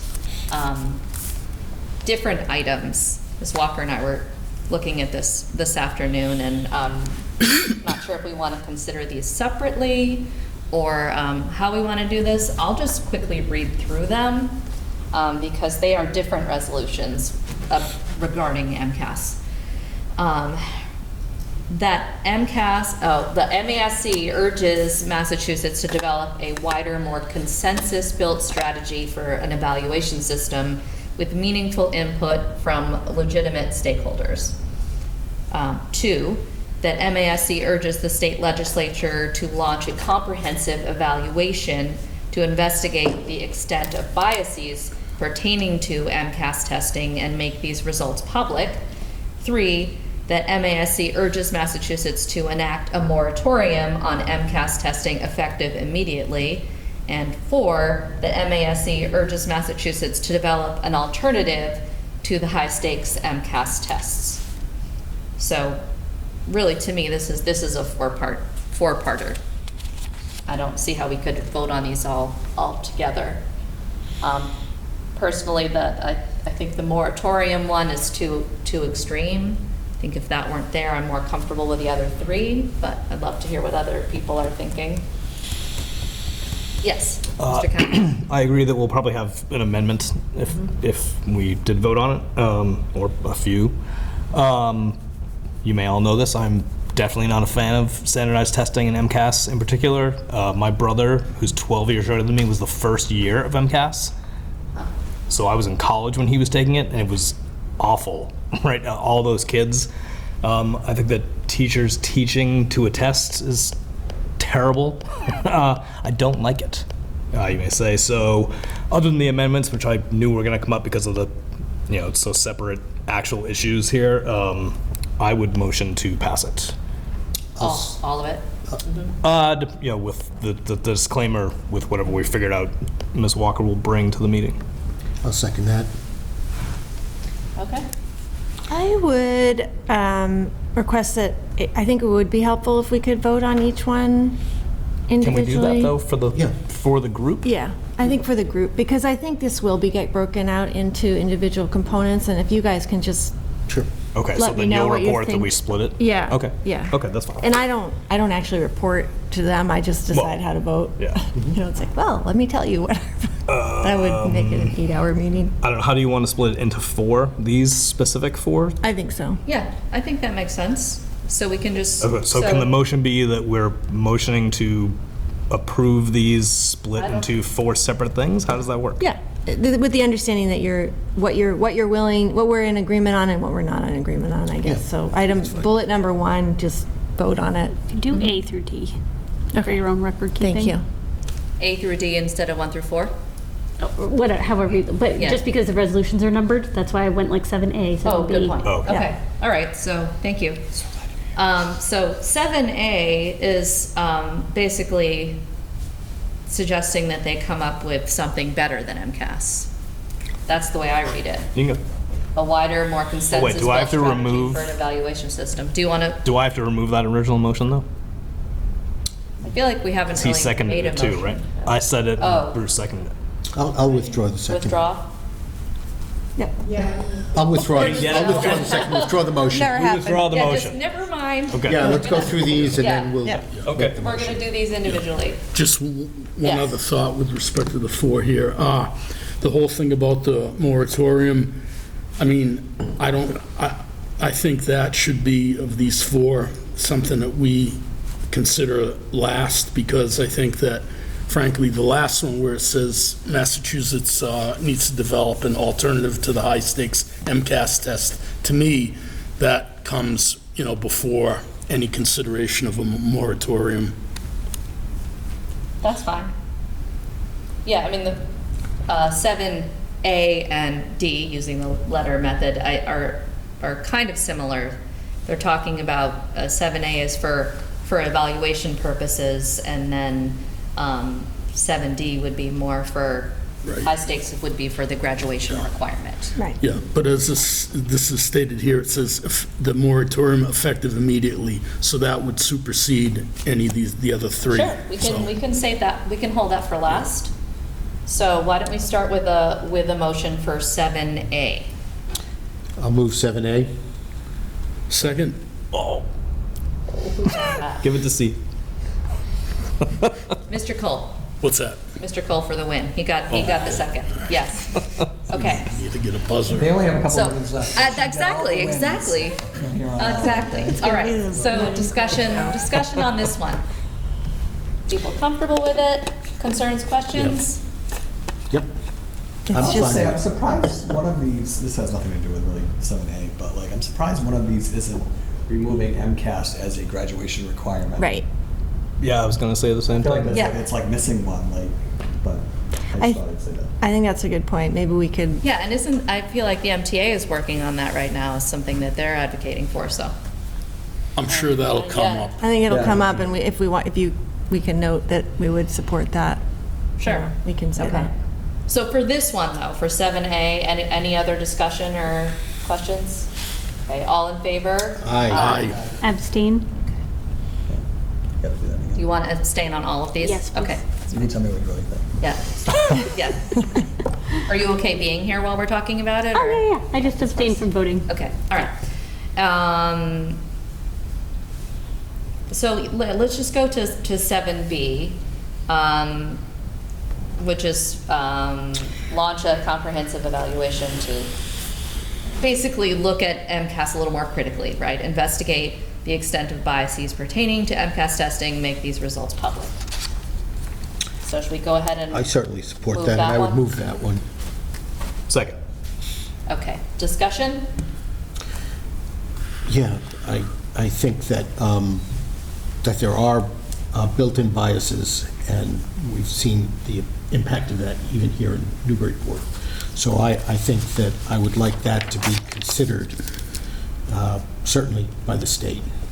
Frankly, I'm legislature. surprised that isn't happening already. Yeah. Right, I mean, MCAS has been around for a while, since what, 1998? And I know that there's been tweaks and modifications along the way, so it's surprising that that wouldn't have happened already. So certainly support that happening. Anyone else? Yes, Yeah, Mr. Holt. I mean, this just reminds me of, and you mentioned the original MCAS, and I believe the original MCAS was structured and developed with the input of a lot of educators. And then we had the newer one a few years ago, and you can help me with this, that really involved a lot of federal legislators or federal government. Teachers still develop the MCAS. There's a teacher panel that developed all of the questions that are on every MCAS test. Okay. I think the federal element is that federally we are required to have a state test to get federal funding. Okay, so I guess, given what you just reported, I think if we're going to urge, or MASC is going to urge the state legislature to launch a comprehensive evaluation, we want to make sure educators are involved in that. Okay. You know, not just leave it up to, state representatives and state senators. So, So would you want to just clarify that we would want educator support, educator involvement? I think that's probably likely to be something that will come up, so. The process would be that the state legislature would identify this as a priority and then hold hearings, and I would assume that hearings would be populated by teachers and administrators and educators, students. yeah. I mean, that would be my assumption. Yeah. I could be Yeah, wrong. any comprehensive evaluation will involve educators at all levels. Okay. Okay, anyone else? Right. So this is the motion for 7B. All in favor? Aye. Abstain? Okay. And now we're going to jump to 7D, which is urging Massachusetts to develop an alternative to high-stakes MCAS tests. So I interpret that to mean graduation requirement, because that is the high-stakes test. So. Yeah, I mean, my initial thought is that I would love to add an S to the word alternative, that there should be alternatives. That again, you know, you've got a range of different challenges, you've got a range of different strengths, and, you know, having a single alternative. You know, we just had a whole presentation about how we're coming at issues from 9 different directions. Why not extend that to MCAS? So that would be my suggestion. So would that I mean, be I an would amendment? certainly support that, but I think it should be more than one alternative. So how would you like us to handle that, Ms. Walker? I think Would that that's be- fine. I wrote it down. Support with the modification note? to alternatives. Okay. So I'll move it then. Second? Okay, discussion?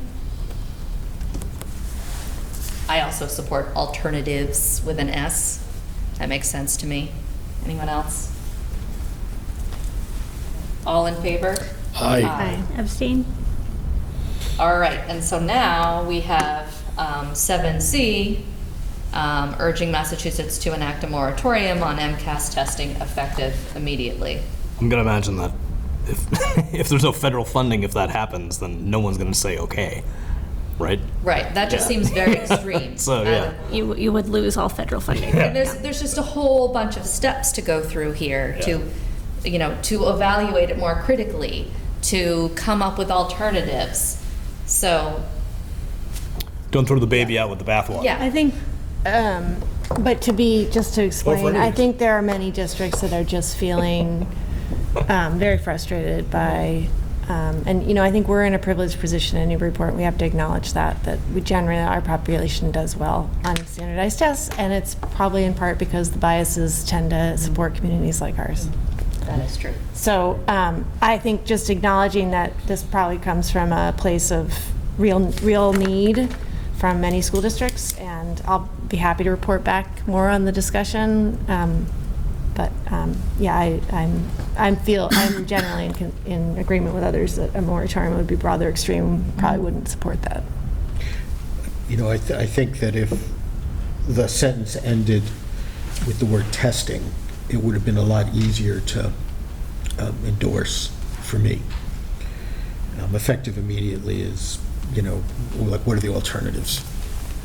And since 7D talks about alternatives, I would encourage extracting that from the I guess I wouldn't support it either way because it's just the way it's written. So do we need a motion for that, or can we just say we're Vote it down. basically I think we abstaining just say from we that? don't support it. We vote, yeah, we say nay. I'll move that if people want it. So I'll I'll move second it. that we say nay on this Okay. one. Any further discussion?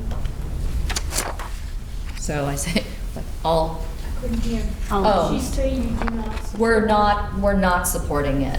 We're not supporting that section of the, 7C, we're calling it. So I guess I would say all opposed? No, all or in favor of the motion. All in favor of, okay, sorry. Yeah, so, All in favor of saying no. okay. All in favor, and then we, Yes. Yeah, the motion is Correct. not to support, Yes. so it's, you know. It's hard when you make a negative motion. okay, I got it though. not used to voting no? I know, I know. So, all in favor of saying no? Aye. Abstain? Okay. Woo, got through that. All right. So Resolution 8 should look very familiar to everyone because we already passed our own safe storage of firearms resolution, which is, this has sort of been making the rounds of school committees in the state, and so this would be a move to make it statewide. I would certainly support a statewide move, but I also really like the idea that Member Walker suggested that we do it on an annual basis, because it keeps it front and center. Just revisit it. Second. Okay, any discussion? Mr. Cole? Yeah, so back when I used to do a lot of clinical work, you know, one of the things I learned about suicidality or suicide is that approximately in adolescent males or males in general, between I think 12 and 26, the suicide rate is 5 times greater than that of females. but females are also, of that age range, attempt suicide 3 times as more than males. So that says that males Succeed. find a more, what's the word? Lethal means, thank you. And so I guess what this brings to mind, for me at least, is I think we need to also have some types of support or, I don't want to say intervention, but I think, or awareness of the impact this may have on females. Because I think largely, this, it's focused on, in general, young people, but I also think that this just brings up that, we should be paying attention to suicidality for females as well. So there may not be, I just wanted to bring that up. I don't, I think guns are certainly a lethal means, and we need to make sure they're safe and stored safely to reduce that, but I also think that this, and it wouldn't surprise me if some amendments are brought up with respect to that, just in terms of mental health and... Member Cole, I think that's really important comment. I think this is specific to access to gun for a variety of reasons, not just for, unfortunately, Right. for suicide, but I think it's a really important point that there It's are, just there's a broader issue with suicide than just access to guns. It's just under one of the whereas, it talks about, 1,200 children and teens die by gun suicide each year. Yeah, it definitely So, is bigger than just access, right? yeah. Thank you. Any other discussion? Okay. All in favor? Aye. Yeah. We I think did. Didn't you move it? And I Oh, let's do it again. We might not have. Member Menon made the I'll move it. motion. I'll second. You did. I thought that had We just happened. flipped it. Yeah. It's okay. All right. We did it. So Good. So then the last item is just very quickly, I think it would be helpful if you could vote on the proposed bylaw amendment, which I think. Oh, that didn't appear in here, but I do. Okay. I have it unless you Yeah, want to so read it's it out. basically just, I'll read it out. So it's a proposal to amend the MASC bylaws. Resolutions will expire at the conclusion of the delegate assembly 3 years after their adoption. The MASC Legislative Committee shall provide a list of expiring resolutions to the membership no later than March 1st of the year in which they expire. Readoption of an expiring resolution can be accomplished under the method prescribed in the article, which is the same, I think it's the same process that we're following here.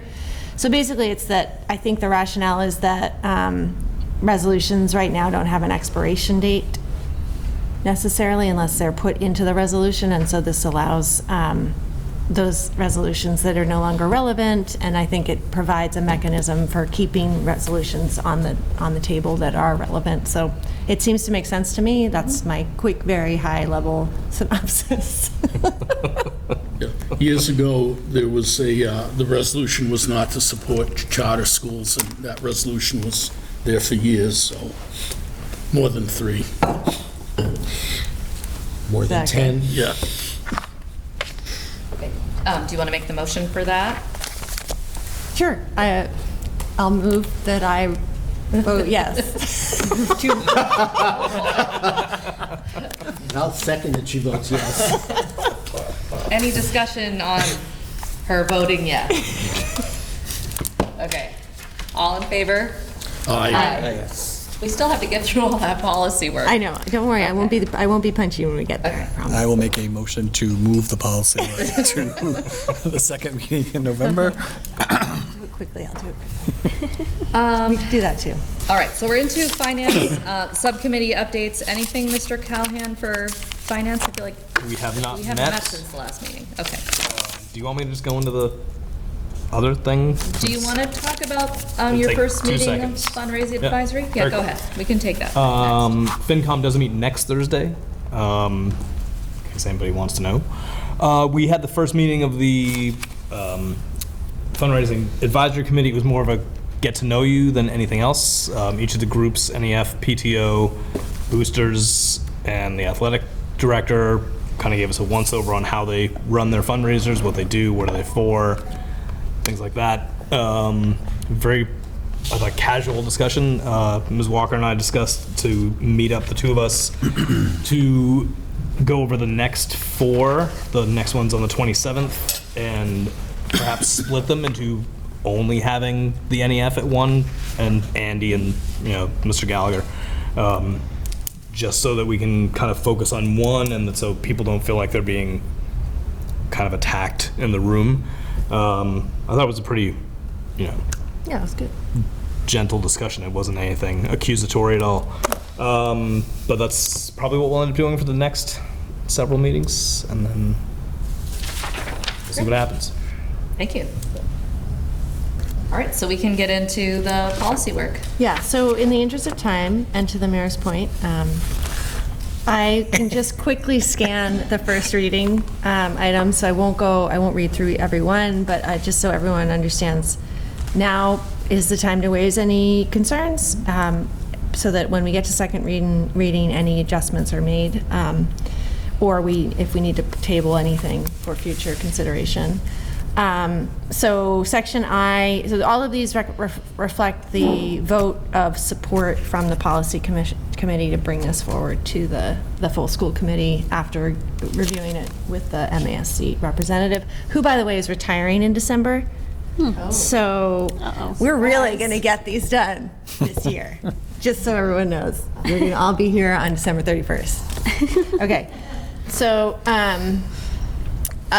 ICA is a coding update, so we skip that. IE, organization of instruction, we're proposing to remove it because it's not in the MASC reference manual, and has been addressed by other regulations, no longer necessary. So that would be one we would be voting to rescind. IGA, IGD is basically a consolidation of a policy that we actually reviewed and corrected in March, so this is just a recoding. I'm scanning. IGB, wording and cross-reference updates, nothing substantial. IHA would be a rescinding, so it also has been removed from the MASC reference manual, is addressed in other things. Also IHAI, same thing. IHAMA, we made some minor slight wording differences. This is parental notification relative to sex education, but updated it to match the legal references as well. IHAMB, some additional information was in our, let's see, yeah, so we actually can keep this policy. There's some additional verbal screening in the Newburyport version that we can take out because that's already covered. It's going to be covered in an upcoming J. So it's basically just simplifying the policy, and then we'll add the language that's in there to section J.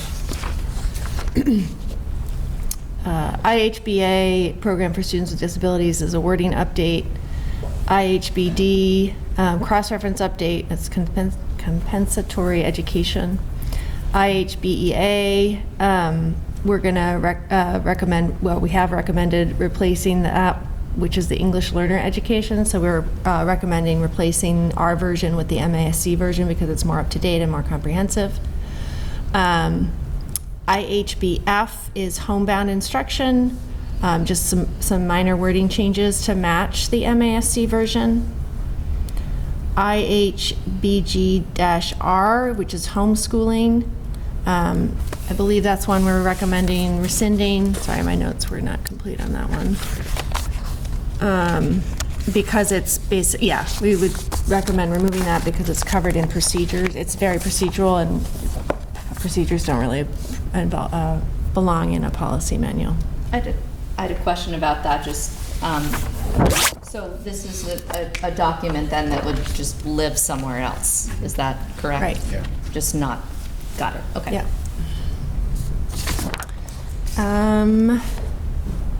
IHBH, Alternative School Program. So this is just removing a section that isn't consistent with MASC version.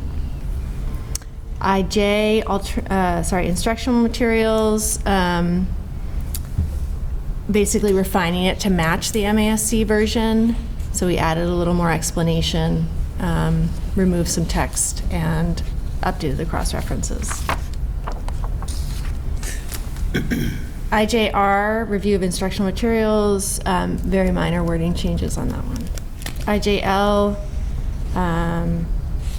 just a cross-reference. IJOA, field trips, also cross-reference and then minor wording change. IJOB, cross-reference. IJOC, school volunteers is cross-reference. IKAB, updating the coding, that's progress reports for parents and guardians. IKF, graduation requirement coding update. IMA, which is teaching activities / presentations. We're rescinding that because it's not in the MASC reference manual. It's adequately covered in other places. IMB, also just adding a cross-reference. That's teaching about controversial issues / controversial speakers.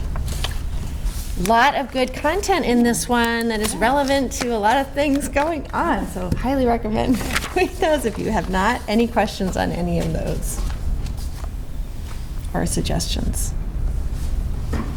Okay, so we'll have this second reading hopefully next meeting, and J is up next, which is the most substantial, and then K and L, I think we end at L, maybe K. Minor. So we should be able to get, at least with our MASC representative, we should be able to get our review done by the end of December, and then and then we'll just be a matter of making sure these guys still vote in December meeting.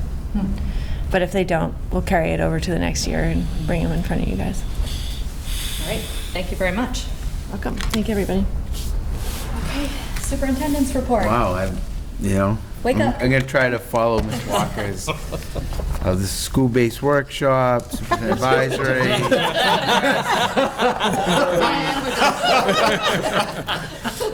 Any questions? I'm good. I move. Move to adjourn. Second. I'll try to. A lot of this you have seen in your superintendent memo, the weekly memo, but I'll just touch base on a couple of things for the public that are watching. So we had our first budget workshop. School committee members, Ms. Walker, Mr. Menon, Ms. Higgins, Mr. Callahan joined. It's basically another school committee. It was, so.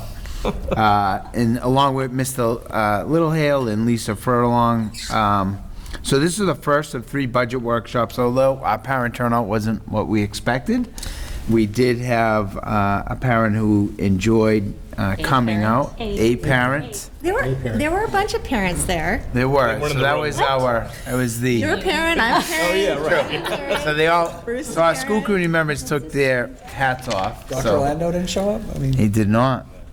So for the parents that are listening, Wait for the high school one. we're gonna have 2 other workshops, and it's really, the protocols that we set up are very interactive, where parents will have the opportunity to work together, to collaborate, to give us suggestions. So it's not a budget presentation that they may have seen, with slides and all of that. It's really having parents and guardians kind of dig through the strategic plan, understand that a little bit, and then develop priorities that they have. So it was great to run through the protocol with the members here, and I think people will enjoy it if they can come out and work with us. Do we need to do a better job of getting the word out? We talked about that. Yeah, I mean, I think always. I think we're going to send out a couple more communications. We'll put it as part of the principals newsletters that go out weekly, so. Invite the school council specifically.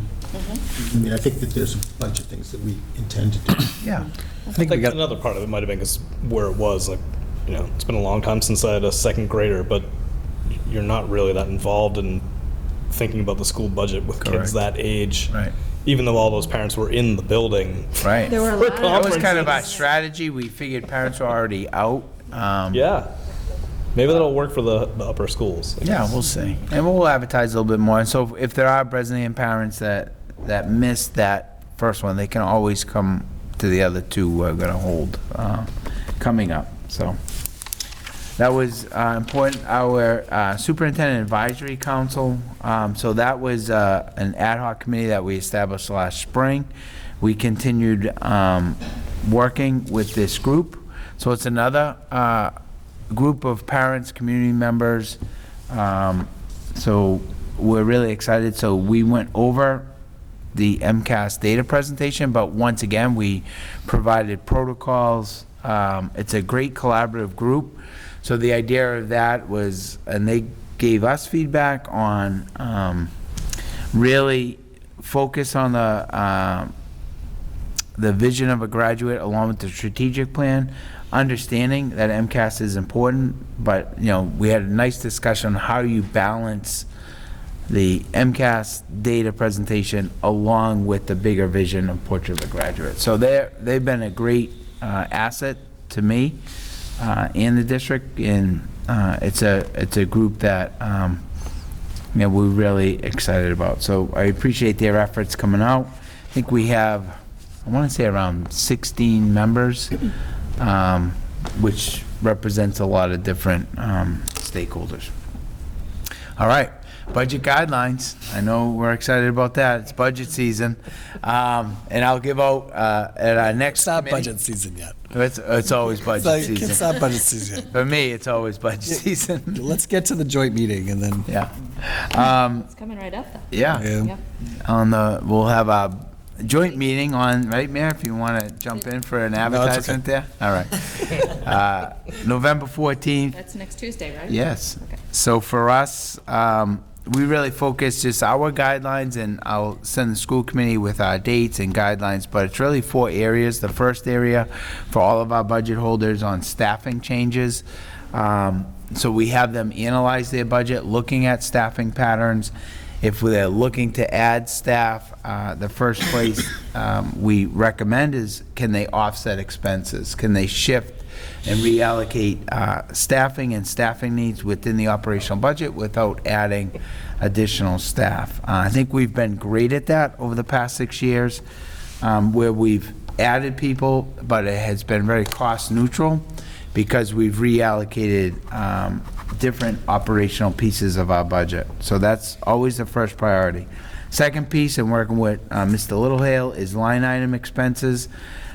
Really disaggregating and including detail. So instead of having a line item like $20,000 for, let's say, just say professional development for a school, break that $20,000 down. So part of our guidelines for them is anything that is $3,000 or more, we want to see some detail behind that. The next area is we also, Steve Burkholm, as we know, is phenomenal. He's gonna be retiring in May. He's with 20 years of experience, and he's been such a instrumental part of the building projects throughout the last 20 years. But we also have our principals and budget holders take a look at facilities repair and improvement requests at the ground level, because there are some things that they see that we may not be seeing. So that's also part of their guidelines in new areas. And then the last piece is our programs. As they're developing their budget, if they're looking at new programs and they've exhausted, looking at their operational budget and trying to be cost neutral, and there's truly a new program or a new request, then just having the backup. What's the need? How does it tie to student outcomes, to strategic planning, and all of that? So for our next meeting, I'll put that in the packet, but just to let you all know that we're starting our budget process. Next is our, met with our nurse leader, Katie Voziolis, for a couple kind of new changes. So our screening, so the expert screening is a screening brief intervention referral to treatment. So that's part of the MGL laws, which was going back to Mr. Cole talking about mental health and suicide and treatments. So we participate in a number of screening programs for the district the past several years. So this expert is to identify at-risk students, to understand required by law for screening of alcohol, nicotine, and other substances. So the idea, and this makes a lot of sense, so we'll shift the expert screening to grades 8 and 10 rather than grades 7 and 9. As we know, grade 7 and 9th graders are currently participating in the Signs of Suicide program. So that's the a screening that analyzes their the mental health status. And by shifting expert, we'll have like a touch-based screening for 4 years. So grade 7 is SOS, grade 8 is expert, grade 9 is SOS, and grade 10 is also expert. The other piece is our leadership team is always looking to be part of innovative programs. So working with the MGL, Massachusetts General Hospital Center of Addiction, they have a new program that we got tied into, so we're excited, for 5 years. So to support students and expert and students that might be engaging in substances, this is a new idea to have a youth wellness coach that will work with the district for 5 years and then offer, not only will be part of that screening tool, but will offer interventions, working with families, and really supporting students who are seeking to change their behavior around substances. So we're really excited about that. Last but not least, just a quick update of our special education Director of Pupil Services process, working with NESDEC. So we're holding 3 focus groups on the 15th for teachers, administrators, and parents and guardians throughout the day, which will be run by the facilitator from NESDEC. And along with that, we will also be opening up a survey from November 9th through November 19th for the entire school community to gather input. So from this information that we'll gather through the focus groups and the survey, we'll create the candidate profile for the Director of Pupil Services. We're in the process of creating the screening committee. So we've had some parents and guardians that are interested in being on the screening committee. So we're putting that screening committee together, and we're looking for obviously multiple stakeholders in that. The ideal number is 9 to 11. According to NESDEC, that's a good screening committee. And then the screening committee meetings will begin in early December to take a look at the profiles. We've already have advertised through NESDEC, through all of their channels. I've actually received an invitation to apply. It does look like a pretty good job. It's a better office, I think, down the hall, but I think I'll stay as superintendent.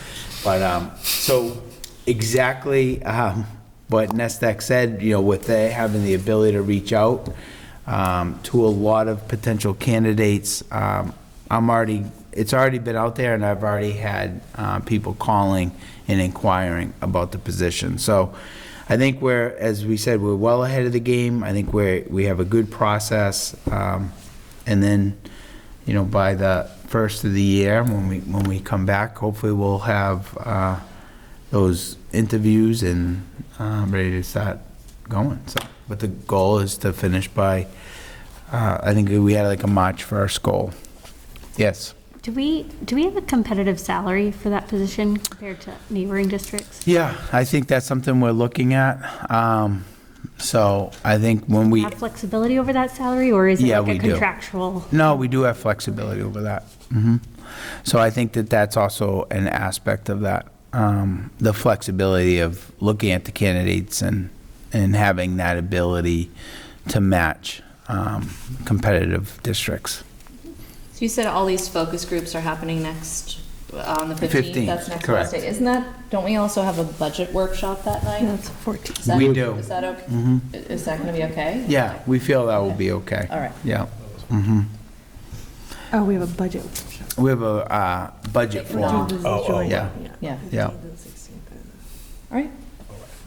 So the whole week anything else? No, I think that's my rundown of what's happening around the district. Great. Okay, new business. Yes, go ahead. I just wanted to talk about why I was late tonight. So I did go to the Whittier School Committee meeting. They only meet once a month, and so this was their November meeting, and then their December 13th meeting is when they will vote on the election, or the January 23rd election that will take place in the 11 districts that feed into the Whittier School District, about their new school building project. I think once this election gets over with tomorrow, I think this was going to be probably the number one issue that will be talked about in the city and around the area for the next few weeks. Currently, just for those of you that don't know, Whittier formed a building committee. They entered in the MSBA program, and they're proposing a $444 million new school for Whittier. Whittier was formed back with the Acts of 1967 with these 11 districts, and at that time they decided that any kind of capital projects that would need to be undertaken, that it would be based on not the amount of students you actually have going to Whittier, but actually the size of your school districts from grades 1 to 12, which we are the second largest district that feeds into Whittier, which is why our portion of that project will be 12%. So they actually did get some more money from the MSBA the other day, about 30 million or so, which dropped our our bill from 35 million to 30 million. We currently have 29 students that attend Whittier, so it would be just over $1 million per student. So the way they've set up the vote, they've set up a date in January, which is obviously a great time to vote. Hopefully there's not a blizzard that week, but it's January 23rd from 11 a.m. to 7 p.m. And this vote will take place across all 11 districts. There's 3 cities and 8 towns that feed into Whittier. We have 2 members, as you know. We just put another member on the Whittier School Committee. So I just wanted to go tonight because this is one of their last meetings. I mean, I was there, Rowley was there. Another tidbit in all of this is that they had these information sessions that they were set up all across the districts, and after the 2 very contentious meetings in Rowley and Georgetown, they decided to cancel all those with no plans of doing them. So I basically went there tonight, and my message was, of course, we're all very supportive of vocational education. I think it's incredibly important, but what's being proposed right now is just not realistic. A $30 million price tag with no funding mechanism attached. Of course, the way it's written right now, if this does go to vote, and it's a majority vote, right? So Newburyport could vote, no 3,000 to 0 yeses, but yet if the majority, it's an aggregate vote. So let's say, Haverhill, again, being the largest school district involved, they have over 800 kids that go to Whittier out of their, just under 1,300 kids that go there. If they have a huge turnout that day with people that want to support that program, I will say Haverhill's portion is $200 million of this project, and they actually just passed a debt exclusion for their Constantino Middle School that they're paying on, and 2 other school projects that they're already paying. So I don't think it's a realistic project for Haverhill as well. But let's say that vote does pass that day, just for whoever decides to go out and vote for it, then we literally would be given a bill for $30 million, and then having to decide how we're going to pay for that. So I will just say, on the city level, I have been working with the other 11 districts.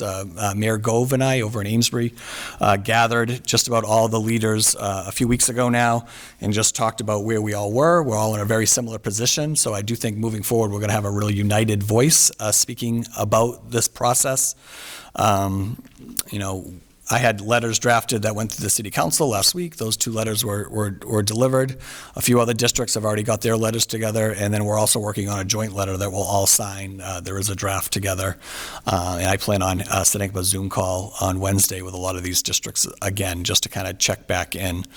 I think we're also going to reach out to the MSBA. Currently, like I said, they were able to add $30 million more to the project, which kicked their reimbursement rate up to 63%. But again, like I said, it didn't really move the needle a whole lot for all the cities and towns involved. It's really too bad. I think the other thing I mentioned tonight is like, it's too bad that Whittier has gone about doing this process like this and not as a it wasn't a collaborative process. I think we could have been out there advocating for funds for this project, and instead of the way they're trying to go about it, I think, which is really disappointing. But I also said there's still time to fix this. So we'll have to see how the next month goes. But again, that vote by their school committee on December 13th will be incredibly important. I met with our 2 members of the school committee before our city council meeting last week, and they're both very, surprisingly, they were both very supportive of the program, of the project as is right now. I would say one of those members was the one that we just elected, and she really changed her tune in a matter of a few days about the project. So that was very disappointing. And then they both went to the city council meeting and pretty much echoed that. Not in person, they didn't stay for the whole meeting, but they did echo some comments to my chief of staff who told the council where they stood right now. So that's where we're at. That's pretty much my update. If you have any questions, I'm happy to answer them, but this is something that I know we all want to go home, sorry. I know, I'm sorry, and I'm sorry. Explain quickly what happens if there is a no vote from the aggregate, then what the next thing is, because they still have to fix the building that exists. So that's where I disagree of how they're I guess selling this program. They're thinking that there's only 2 options, right? You either approve a new building for $444 million, or it's going to cost you even more to fix the building. I don't think that's necessarily true. I think they're trying to almost scare you into saying it's going to cost you even more if you don't do this.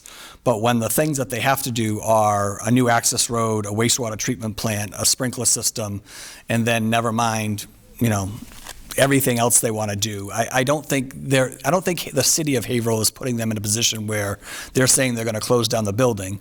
What they're saying is if you do those 3 projects I just mentioned, those are just over $30 million for those 3 projects. But once you click over that $30 million threshold, then now the whole building has to become ADA compliant because they're not grandfathered in anymore because of the work. So I don't know. I think there's other things that we could do there. I really think because it's been 50 years of not keeping up with all this maintenance, I mean, I think it's unrealistic to think that they're going to be able to do it all at once. I think maybe they're going to have to chip away at that over a certain period of time. But again, that's just what. I don't think it's an either or. That's how they're selling it, as an either or, but I don't think that's the case. I think that's how they're trying to get the school committee to vote for this process the way it is. That's my take on that. Can I ask a clarifying question on that? So would the same process happen if they say we need $200 million to renovate the building? Does the same, every district needs to vote on it? No, the way they're saying it is because it becomes maintenance, then they would just add that into our assessment each year that we pay. So we would still have to pick up the bill for that? We still have to pick up the bill, but they're saying it will cost you more. Okay, but hypothetically, whatever the number is, we would still get assessed a bill for the renovation cost? Yes. I mean, the way they're billing it is that the bill will be even larger, but I just don't know. They're just really just trying to tell you that it's going to cost more. They're not telling you what that process would look like. Got it. So what is the vote? What are they voting on exactly in December? So December, they're voting to finalize this January 23rd vote.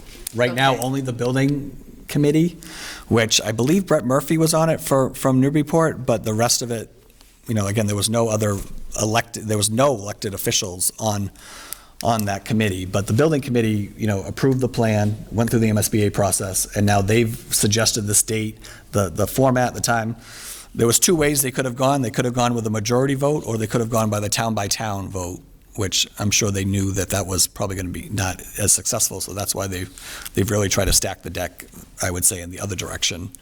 And so basically, these first letters that are going out, we're really just asking them for, at least have a funding mechanism attached to it. Because even if this vote succeeds, then they would have to be another vote town by town for a debt exclusion. And then if that doesn't pass, then you've still got a bill now of $35 million.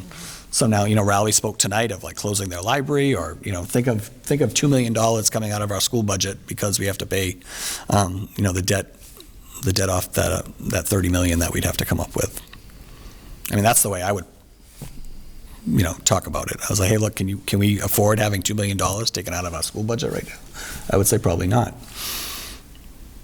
Right. And never mind, so this is on top of all that. So they're also billing it as only $300 on everyone's taxes for the next 30 years, $300 more. But I will tell you that our assessments are going up again. We're just about to have that tax rate discussion.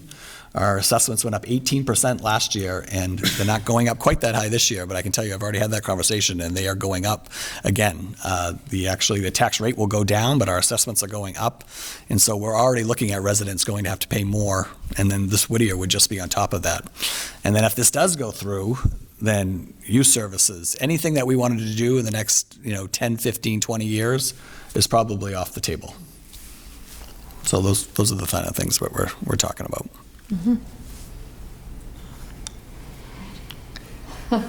Not to bring it down, Yeah. but Yeah, I'm just, don't rush off because we do have an executive session. But I have one other bit of new business. Member Walker had offered to attend the CPAC meeting, which I can't attend on Wednesday night, but she's already going to be at the MASC conference. I would really prefer not to attend. So, yeah. I'm just saying, Anyone somebody else else would be step willing? up, please. I'll attend. Thank you. There's, you do need to register, and I'll forward you that email again if you want. So it's a Zoom being done by the Federation, so it's like a presentation on the rights of parents around IEPs. So it's all on Zoom? It's all on Zoom. Okay. Okay, I'll do it right now. I'll find their email. Yeah, well, just reach out to me if you are having trouble finding the link, because I did it last year, and I think because it's an outside presenter, they do have a little registration process you have to go through to get the link to the Zoom. So thank you for taking that on. I'll be fine to go the next month. Any other new business? All right, so I am moving that we enter executive session for the purpose of discussing possible litigation and legal matters, and we will not reconvene in open session. Second. And then we need a roll call on that. Ms. Yell? Mr. Callahan had the second. Mayor Reardon? yes. Sarah Paul? Yes. Brian Callahan? Yes. Julia Walker? Yes. Brianna Higgins? Yes. Steve Cole? Yes. Bruce Menon? Yes. Thank you. Apparently.